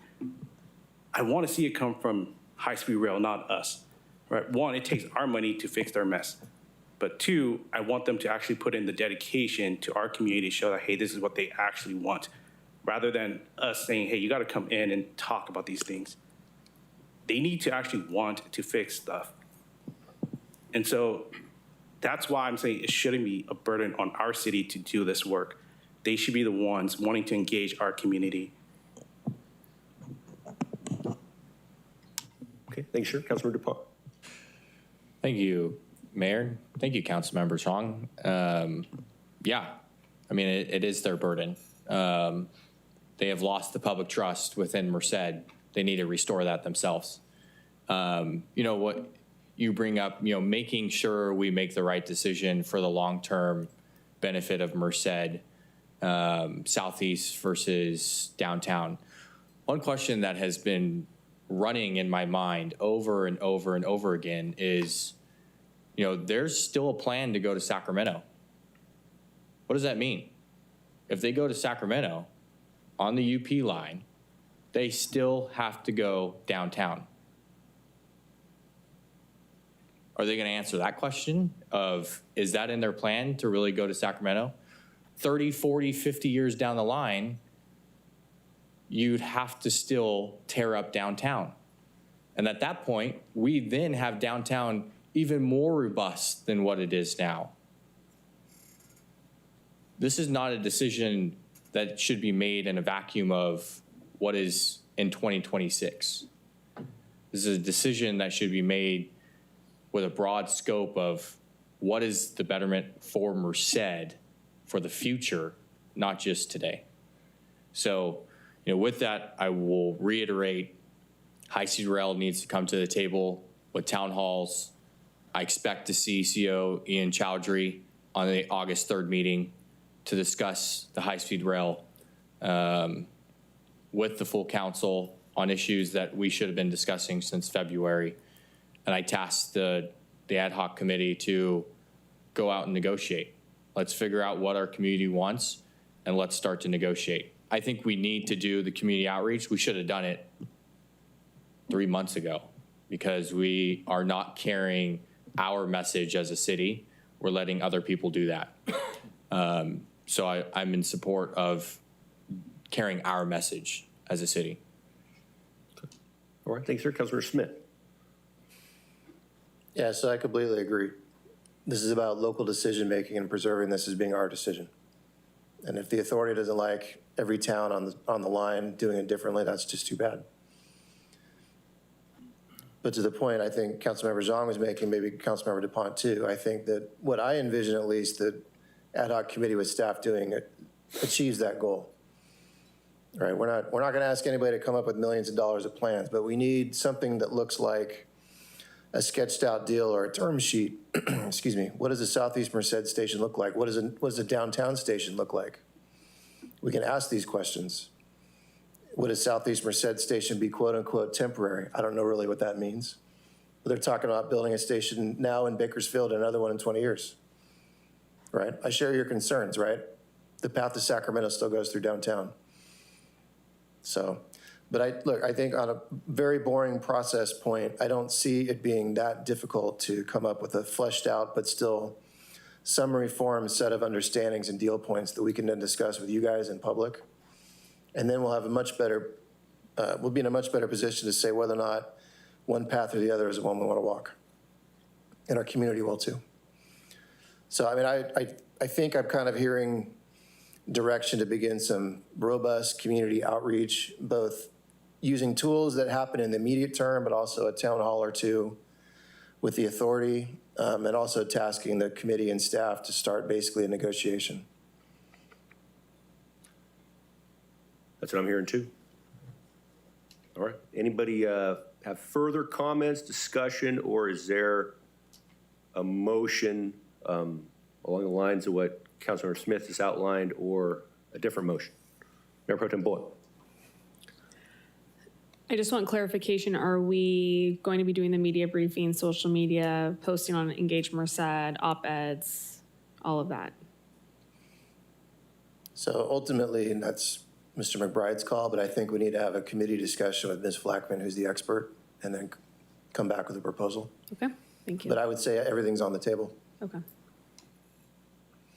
Okay. All right, so moved. Okay. Is there a second? Second. All right. Additional discussion? Last chance. All right. Seeing none, Jennifer, call for the question. I have a motion by Councilmember Smith and a second by Councilmember DuPont. Mayor and council, please cast your votes.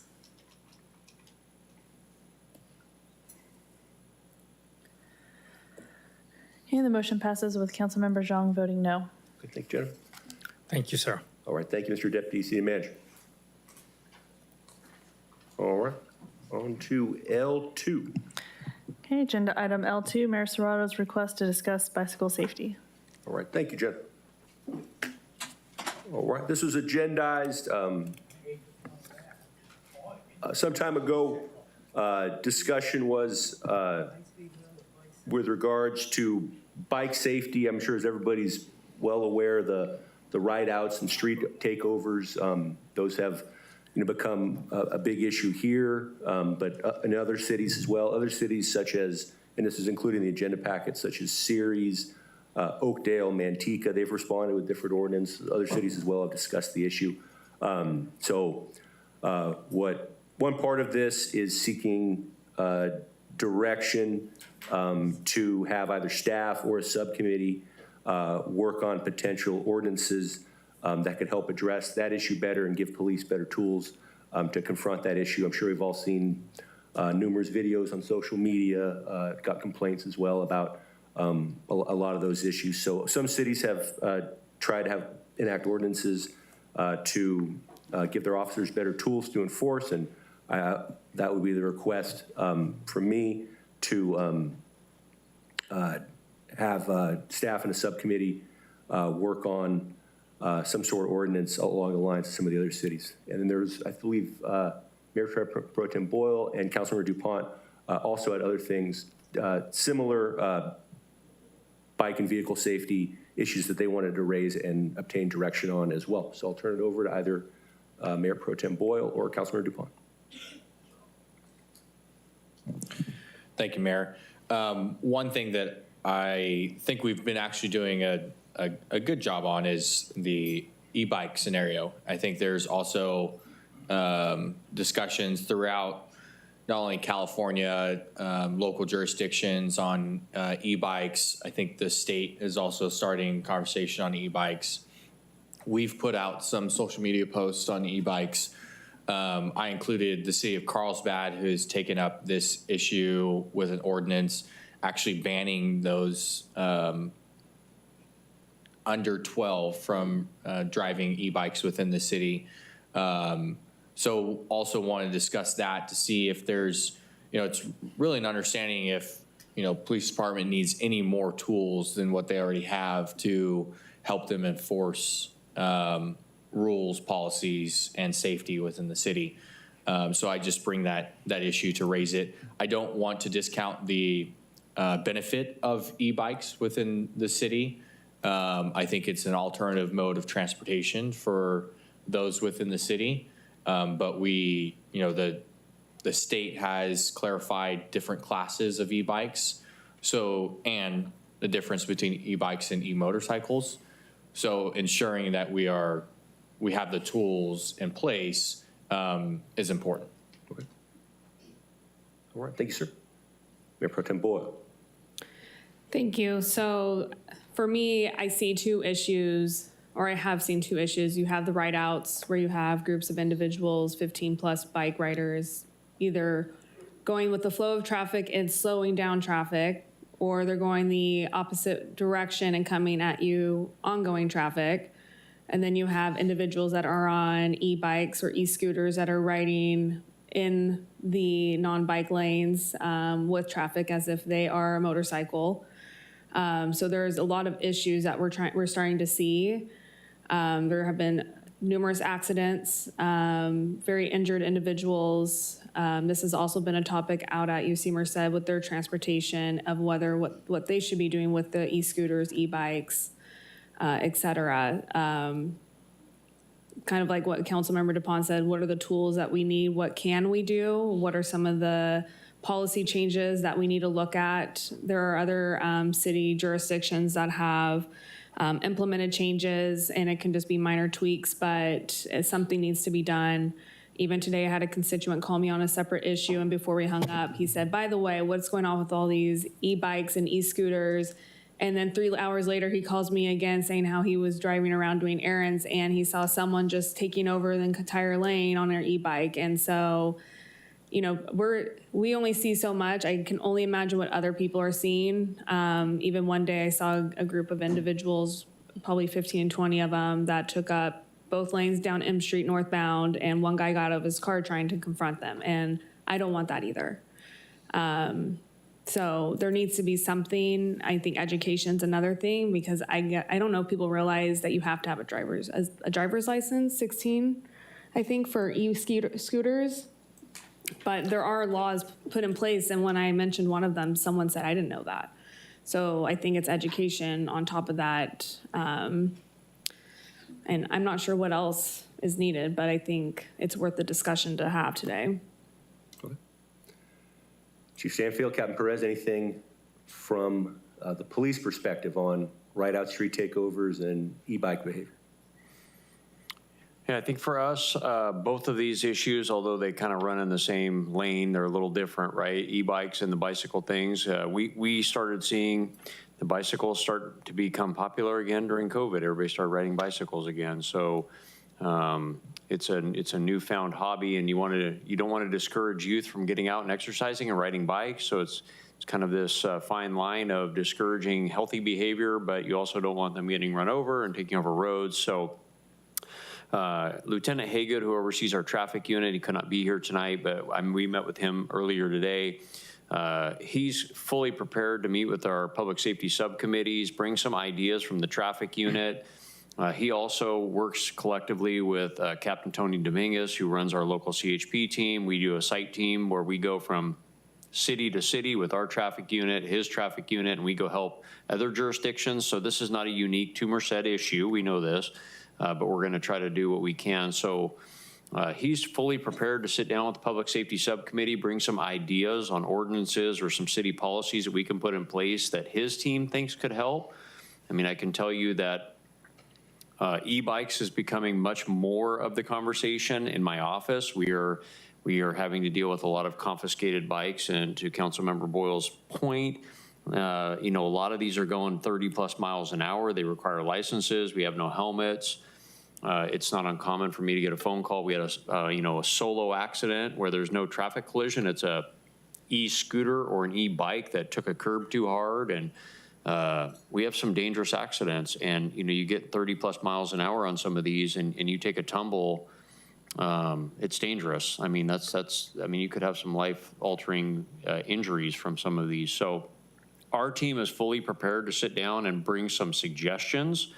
of ways that we think as a traffic unit and a department that we can better enforce some of these regulations. Obviously, we've already reached out to our school partners with our SRO team. Education is completely part of what we want to like to do out of this. So it's an all-encompassing, not just an enforcement, but an education and a kind of a partnership with our community. And I think that that would be a prudent next step out of this item, is giving our team an opportunity to bring some suggestions to the Public Safety Subcommittee meeting, bounce those off the team of council members on that committee, get some feedback, and then I would say once that's completed, we could present something to council for some more robust discussions. But I'd like to run it through the Safety Subcommittee first and then have that discussion with that team, if you're okay with that. Okay, thank you, Chief. Jennifer, anything from the public? We do have one registered in-person speaker. Okay, you take that now. Okay, can I get Joe Bruscia to? Bicycles following high-speed rail. Let's take a little break. You guys are talking how I've been talking. Oh, wait, don't start that 3 minutes yet. I haven't started yet. My gosh. You know, there are many cities that have fewer Class 1 bike paths than we do. But they also have great ordinances and education programs, much better than we have. You know, we have an ordinance on bikes, 1044, that doesn't even mention e-bikes. We're still talking bicycles and not e-bikes, e-scooters, and e-skateboards. The teaching bike safety is not mandated in our schools. They don't have to teach that. But in these other cities that are so great, they have these programs in schools that are teaching kids how to ride safely and with etiquette.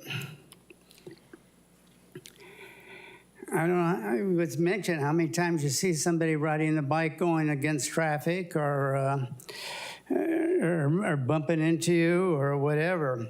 My proposal, which I've given to you, and by the way, you have a list, a handout list that was handed out to you today. So it has a whole list of other towns that have beautiful bike programs already done. It's so easy to copy one of those and use them in our town. My proposal is very simple. It's to team up with the schools.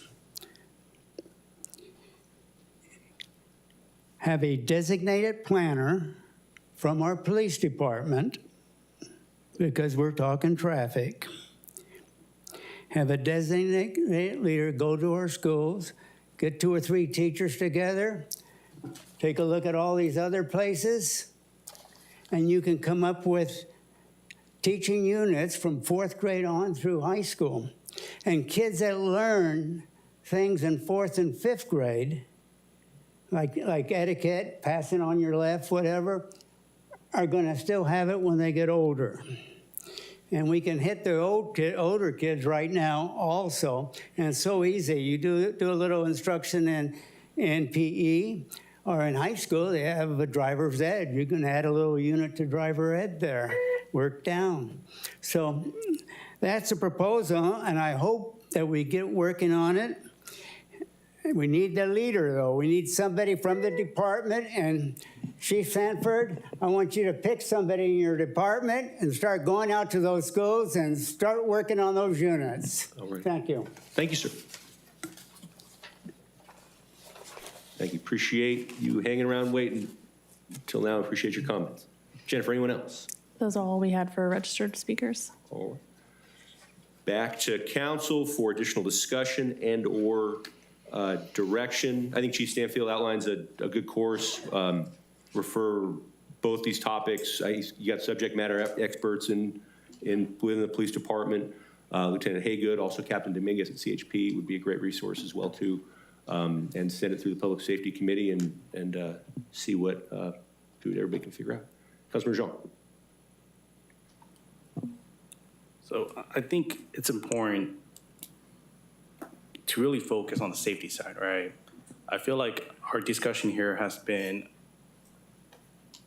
really about, or we come from it from a vehicle perspective. And I don't think we focus enough on bikes and pedestrian safety, like to them specifically having, and my thoughts are always, we don't drive change in habits simply through policing, right? We have to incorporate infrastructure changes. And so I'm not in favor of just simply writing an ordinance to try to fix this. I think what we need are more dedicated, protected bike lanes, right? I think we need ways in which the city focus on encouraging young people to bike and also having them be safe. And I don't think that is just simply by ticketing, arresting, fining. I don't know what the solution here is, right? But it's not simply through that, because habit changes through infrastructure. And my first thought would be this should be sent to the Bike and Pedestrian Committee, Advisory Committee, rather than through the Traffic and Safety Subcommittee. And so, again, I'm not fond of just simply doing this. I think if we really think about protecting bikers, we should think about how do we make it more friendly to bike in spaces that are going to protect them from vehicles. All right, Councilor DuPont. Thank you, Mayor. I would say one of the things that City of Carlsbad did that when I was talking to one of their council members is any minor that got a bike confiscated, their parents and the minor had to attend a 1-hour informational education session because some parents didn't even know their kids were doing that.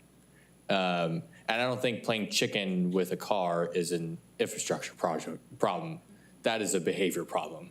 So I think it needs to go to the Public Safety Committee because we're talking about policy and ordinance, which is created by the City Council. No other commission creates policy. So it's appropriate to go to the Public Safety Committee, if that's the correct committee, Councilmember Smith, and our new committee system. Thank you. Councilor Smith. I support sending it to the Public Safety Committee first for discussion. I could see getting feedback from the Bicycle or Pedestrian Committee as well before it comes back to the full council, but I think the right first stop is the committee. Yeah, I think both can certainly weigh in, but yeah, sending it to Public Safety first, working on it, you know, if it's appropriate to take something to the bicycle, it probably is to take it to the Bicycle Pedestrian Advisory Committee and then back to us. But we have two, and I think this infrastructure problem is the infrastructure is being used. They're especially with the bike riders, they're on the road, but the problem is they're swerving at cars, going on the wrong side of the road. That's the big issue. I mean, it's not a question of being able to use the infrastructure in that instance. It's just using it in a way that's highly unsafe. Well, I meant more like take them off the road, right? We only have 2 major bike paths in the city of Merced going east and west. Yeah. So we have a lot more if we actually encourage folks to bike on these where they're not at all surrounded by cars. I think that's the proper approach to this. And I understand it takes a lot of money, right? But yeah, I think that's how we should build a city. Yeah, no, I don't disagree. But you said it takes a lot of money. And, you know, the problem is here people aren't trying to stay away from cars. They're not showing that they're scared of cars. They're directly going at cars.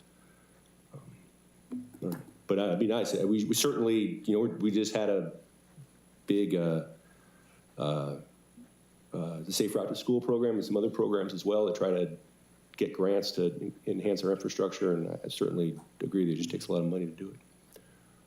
All right. Anybody else on this topic? Is there a motion? Motion to send this to the Public Safety Committee. Second. Okay, I have a motion by Councilmember DuPont and a second by Councilmember Harris. Mayor and council, please cast your votes.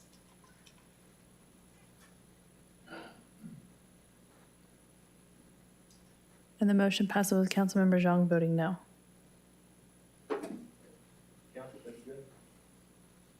forward here back at some point. On to our. All right, move on to L3. The first of, I believe, 8 items which deal with appointments to our various commissions.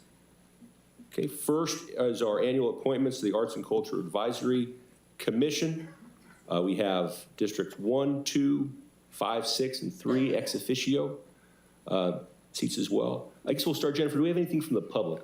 We do have one registered speaker, Okay, Miranda Griswold. we'll start with that. Ms. Griswold. All right, welcome. Thank you. So I'm here to talk about my application for the Arts and Culture Commission.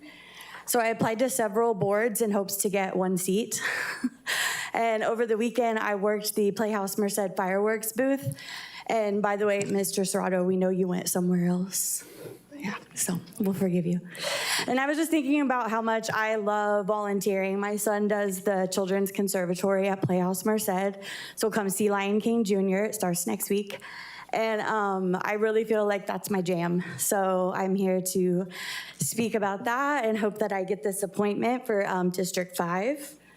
I think that arts and culture are very important for a thriving community, and with the recent designation of the Downtown Cultural District, our city is poised to make a huge impact by supporting and promoting arts programs and events.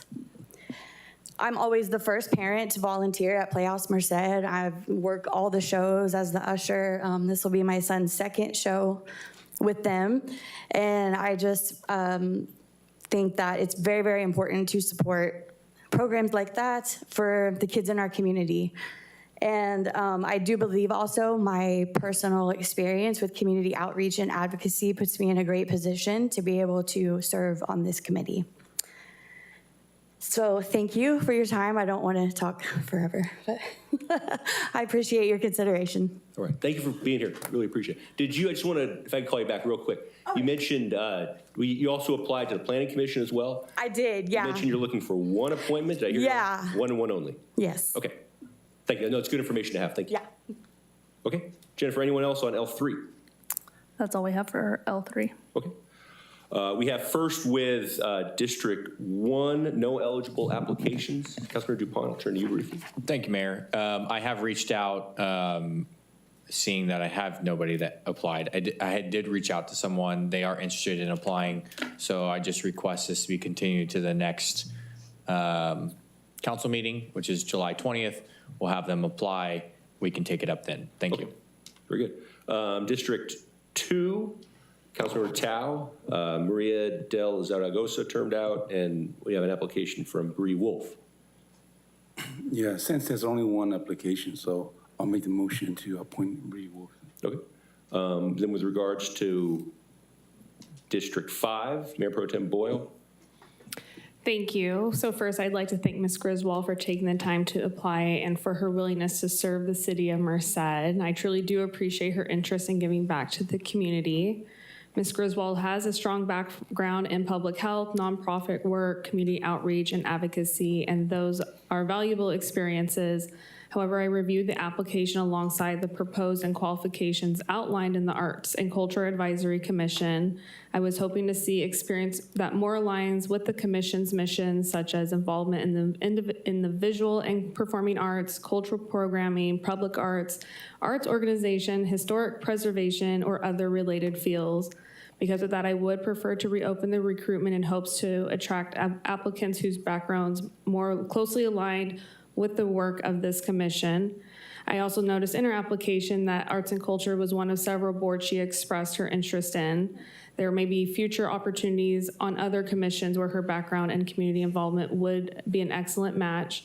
I certainly hope she continues to stay engaged and considers applying for these opportunities as they become available. And I'm happy to sit down with you as well to look at some of those that I think that you would be better aligned with. All right, so your request is to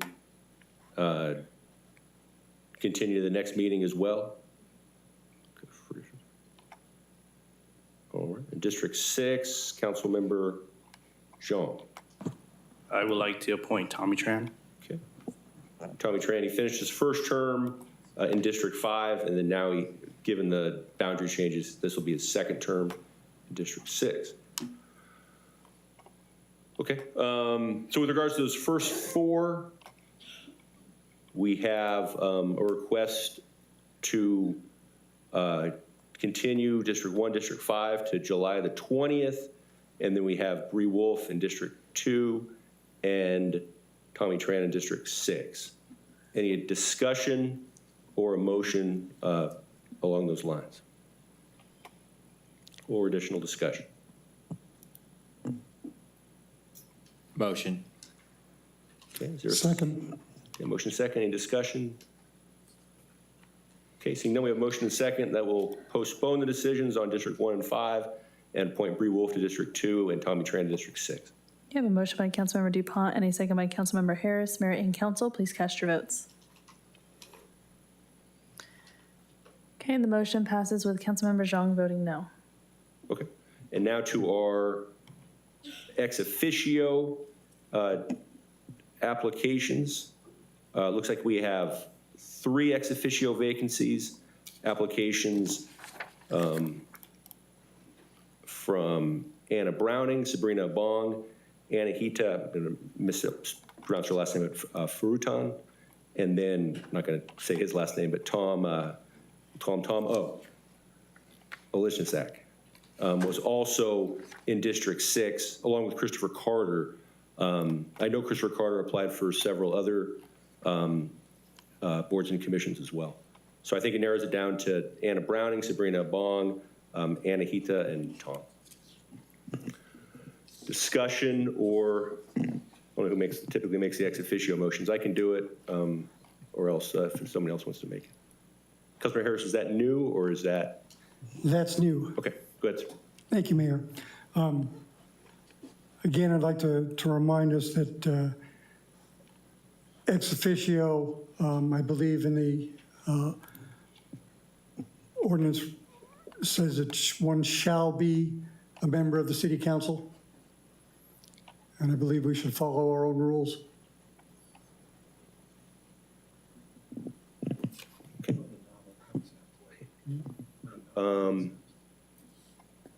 Who's been, Sarah, were you the ex officio in the past? The Arts and Culture Commission? I was last term. Okay. Who is? I don't think I am now, so don't ask me. Okay. So we need to appoint. It looks like all the ex officios are vacant right now. Okay. Jennifer? I believe that, I think council kind of moved away from being ex officios on this, and it's just, we typically have 3 ex officios from members of the public, and then we used to have council come, but they weren't coming, so it kind of died down a little. Just go without it. Yeah, it's fine. I think with all the subcommittees, I think it kind of went away. Do those ex officios vote? No, they are non-voting members, but they can partake in discussion. They just can't vote. So it says the city council may appoint an additional 4 members to sit on the commission as ex officio, non-voting members. Said ex officio, non-voting members may be non-city residents who live within the city of Merced's sphere of influence, who demonstrate expertise in any number of art disciplines or other areas of expertise or knowledge. One of the ex officio members shall be a member of the city council. There you have it. All right, who wants to volunteer? Councilmember Harris? Sure, I'll volunteer. All right, so Jennifer, that leaves us with 2 more? Sure. Okay. All right, we have Anna Browning. I propose Anna Browning and Anahita Furutan. I would second that. All right. Is there a motion second, additional discussion? So it's Councilmember Harris, Anna Browning, and Anahita. Okay. The motion is second. Call for the question, Jeff.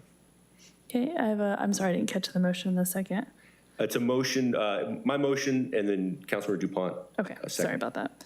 I have a motion by Mayor Serrato and a second by Councilmember DuPont. Mayor and council, please cast your votes.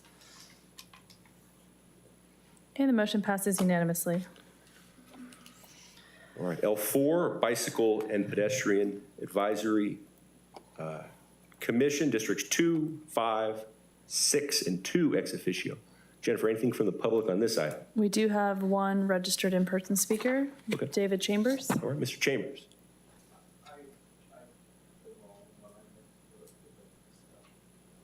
Oh, shoot. Oh, okay. Okay.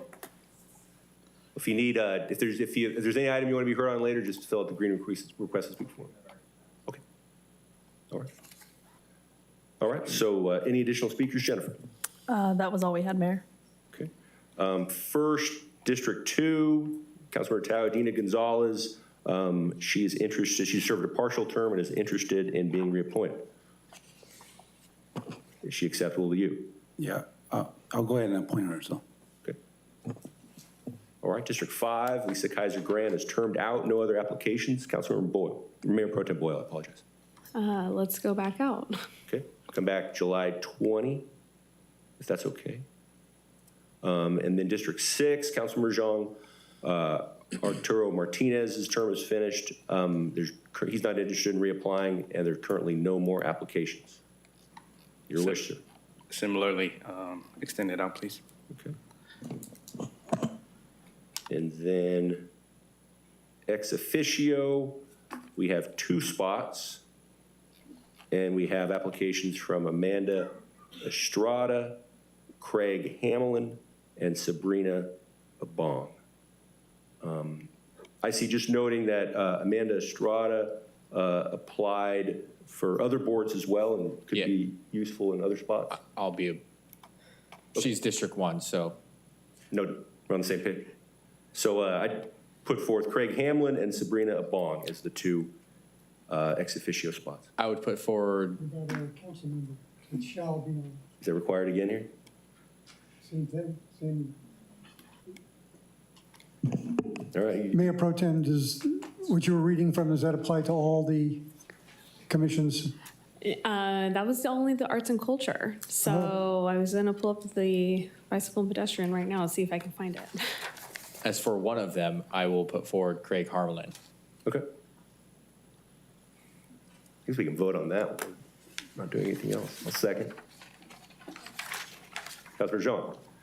I know I brought this up earlier for the minutes, but just curious with regards to, is there any way to change the time of the meetings so that folks are more available to go to these meetings?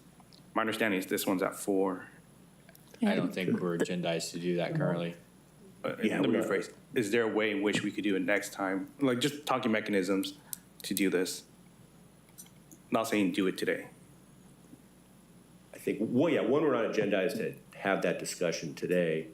And 2, the city attorney was about to wait. No, I think it's just like anything, it would have to be agendized. Even if we have that authority, I don't know if we have that authority to set that meeting time. I assume we do, but maybe we don't. Some are ordinance. So, Some of the language is in the ordinance, so we need an ordinance change. Okay, thank you. Mayor Pro Tem Boyle. We're still on bicycle and pedestrian advisory, right? Yes. Okay, ex officios. It is different. The city council may appoint an additional 4 members. That's all the same. However, after the city of Merced sphere of influence, or person who represents a Merced-based school, persons who represent an organization specializing in the needs of individuals with disabilities or the elderly, or persons who otherwise demonstrate a strong concern for active transportation-related issues within the city of Merced. There you go. All right, there you have it. All right, so there's a motion to appoint Craig Hamlin as an ex officio. Councilmember DuPont, would you be willing to amend it to add somebody else? I'll amend my motion to add, who's the other ex officio? Sabrina Bong. To add Sabrina Bong as well to the ex officio. I'll extend my second. Is it? The 3 commissions she's on? Yeah. Is this a new commission that Sabrina is going to be on? Yes. This is a new one. Yes. Yeah, so I'm not going to amend my motion. It's gonna, my motion will be to appoint Craig Harmlin as ex officio. We can go out for the other ex officio position. Okay. All right. I'm going to vote no on that just because I think we should get this done today, and Sabrina's expressed interest and is expired and is going off of other, she's currently on, but moving off other commissions. Okay. Got a motion, is there a second? Mayor, is this also including D2 and then moving D5 and D6 to July 20th? I will amend my motion. Okay. Okay, so the motion is appointing Dina Gonzalez, moving 5 and 6 to the next meeting, and just appointing Craig Hamlin, and moving the other one to July 20th as well. That's correct. Okay. All right, given that we're moving the other ones, I'm fine with it. Okay. Second? All right. Additional discussion? You'll call for the question, Jeff. You have a motion by Councilmember DuPont and a second by Councilmember Smith. Mayor and council, please cast your votes. Okay, and the motion passes unanimously. All right. L5, the Personnel Board. One spot open. We have, it appears to be 3 interested parties, Amanda Estrada, Sabrina Bong, and Alberto Escobedo. Any preference between those 3?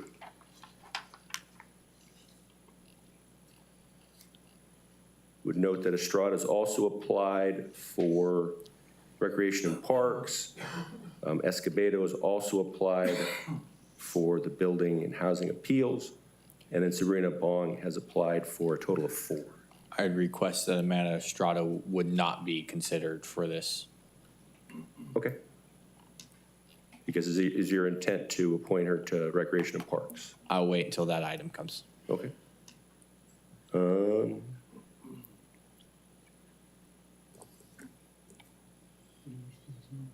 Yeah. All right, further discussion or a motion?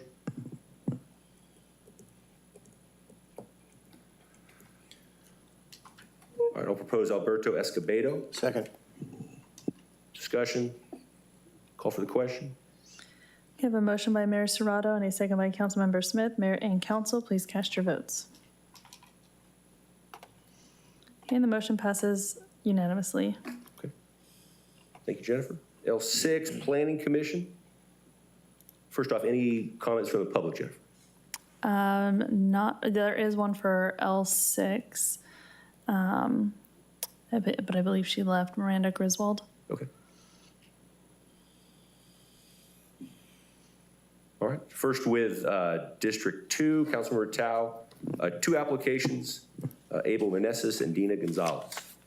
Your choice, sir. So I reviewed both the application, and Abel's application was really attractive, and he's very involved in the community. So I'll appoint Abel to District 2 commissions. Okay. And District 5, Mayor Pro Tem Boyle. Anthony Gonzalez is currently there, finished his first term, interested in a second one. Also applications from Jeremy Jenkins and Ms. Griswold. I'd like to motion to reappoint Anthony Gonzalez to the Planning Commission. All right. Second. Okay. So we got, so we have Mr. Meneses and Mr. Gonzalez. Is there a motion as to both? Is that your motion? Yes, I'll motion both. Okay. Second. Discussion? All right, seeing none, Jennifer? I have a motion by Mayor Pro Tem Boyle and a second by Councilmember Harris. Mayor and council, please cast your votes. And the motion passes unanimously. L7, this is Recreation and Parks, 4 districts, 1, 3, 5, and 6. District 1, Councilmember DuPont. I intend to appoint Amanda Estrada. All right. District 3, Councilmember Harris.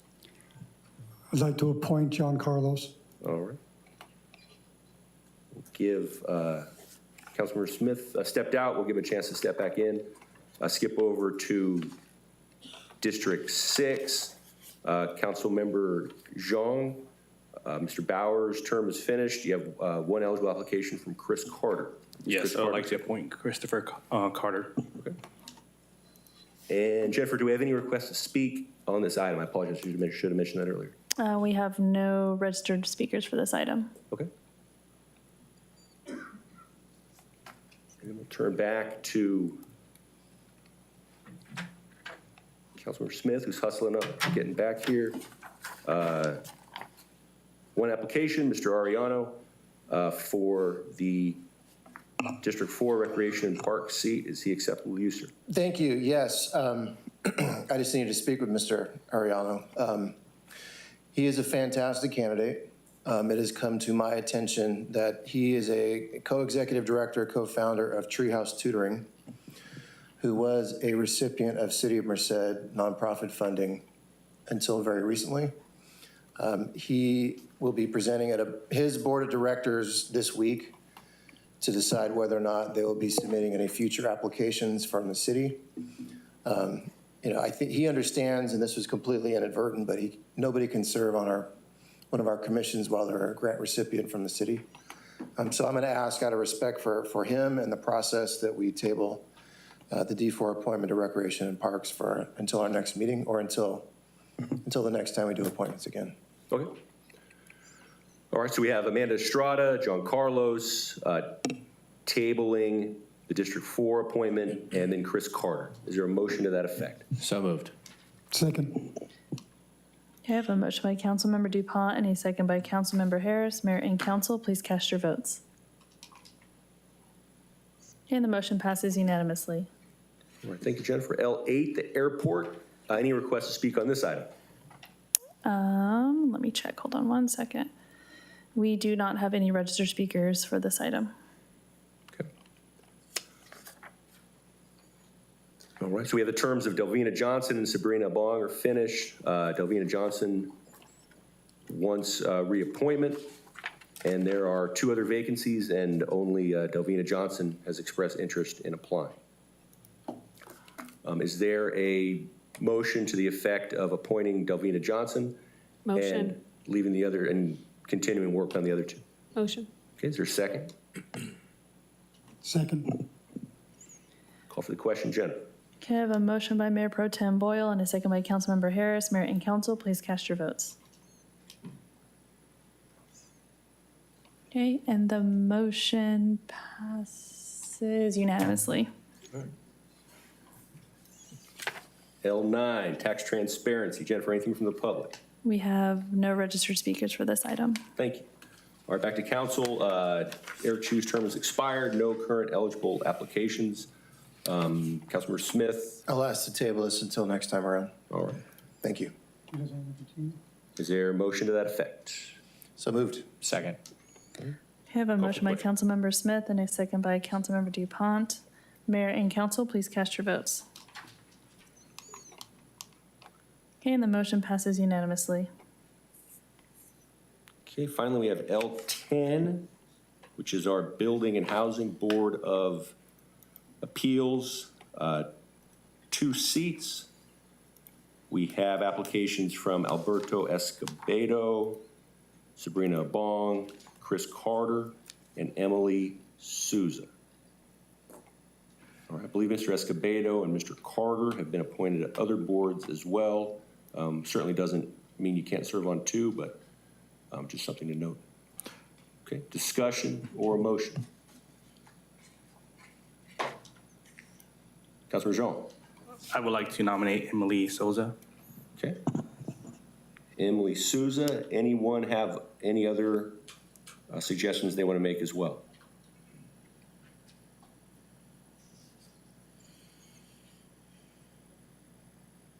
Okay. Further discussion or a motion?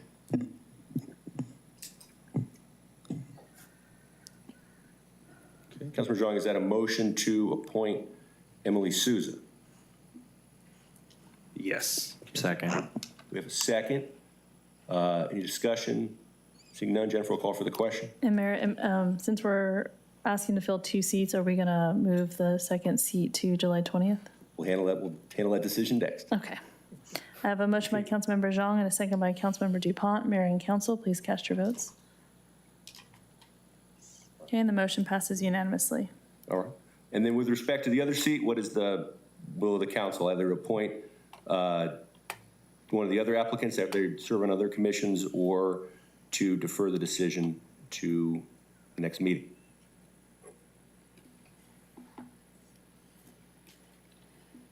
I mean, I'd say defer, but allow the same pool of applicants to stay in the mix. I think for this Building and Housing Board of Appeals, it'd be good to see a resume that implies that there's a familiarity with construction or the trades or something to that effect. Okay.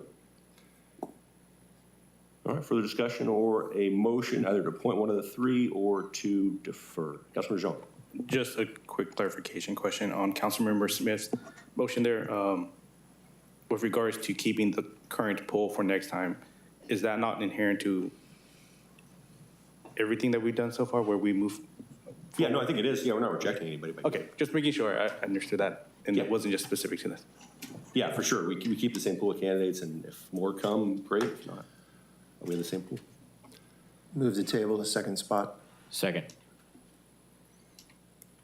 Okay, I have a motion by Councilmember Smith and a second by Councilmember DuPont. Mayor and council, please cast your votes.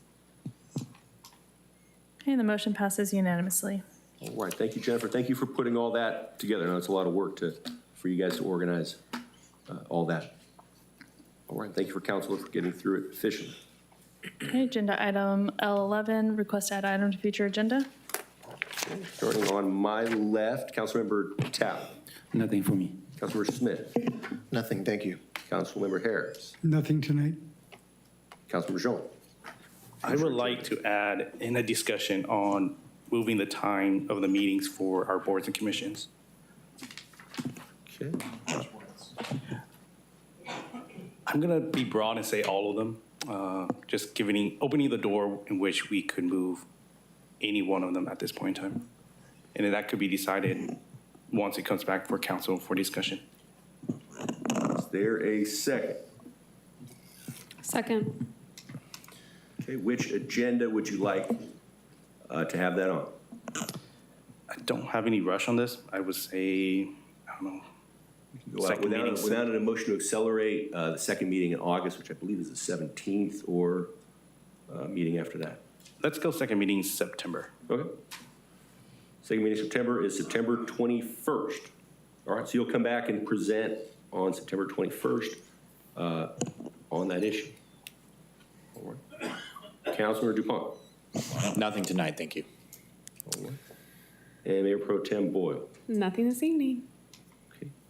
I just had one quick one on potential flood control efforts. You know, we're middle of summer right now, but a lot of talk that this winter can be have a lot of rain again. So just want to make sure we're on track when it comes to our flood control efforts for the upcoming winter. So that could be one, just an update from staff, and two, possible direction from us about who to reach out to and possible other measures to take. So that's my request. Come back either August 17th or September 7th. Better have the county come. We'll get it. All right. Can I just ask, is part of that also an update on the flood litigation? Since we were looking to that to potentially provide some funding for improvements? I mean, it could be if that's, yeah. Okay. Craig says thumbs up. Okay, so yeah, update on that, and then. So is it only informational, or are you wanting to give staff direction? I think both. I can present, but I think if there's any gaps that we see that are relatively easy to fill, then the potential for direction. If it comes to cleaning out, if there's creep, the dead debris that we need to clean out, or some of those things. For the sake of the role, I'll give it a second. Okay, thank you. But yeah, if there's any gaps, I'll do that. Okay. I'm skeptical, but okay. Yes, September 7th. Okay, agenda item L2, city council comments. Okay, council comments. I'm going to write Mayor Pro Tem Boyle. I just want to say thank you to our staff for doing a quick turnaround and installing the American flags around the City of Merced intersections. I received text messages before I even went outside to see them saying how lovely it was for them to drive down M Street. Also just want to say thank you to Matt and the Sunrise Rotary to taking the extra initiative and utilizing the Field of Honor flags and putting them in designated areas in Merced.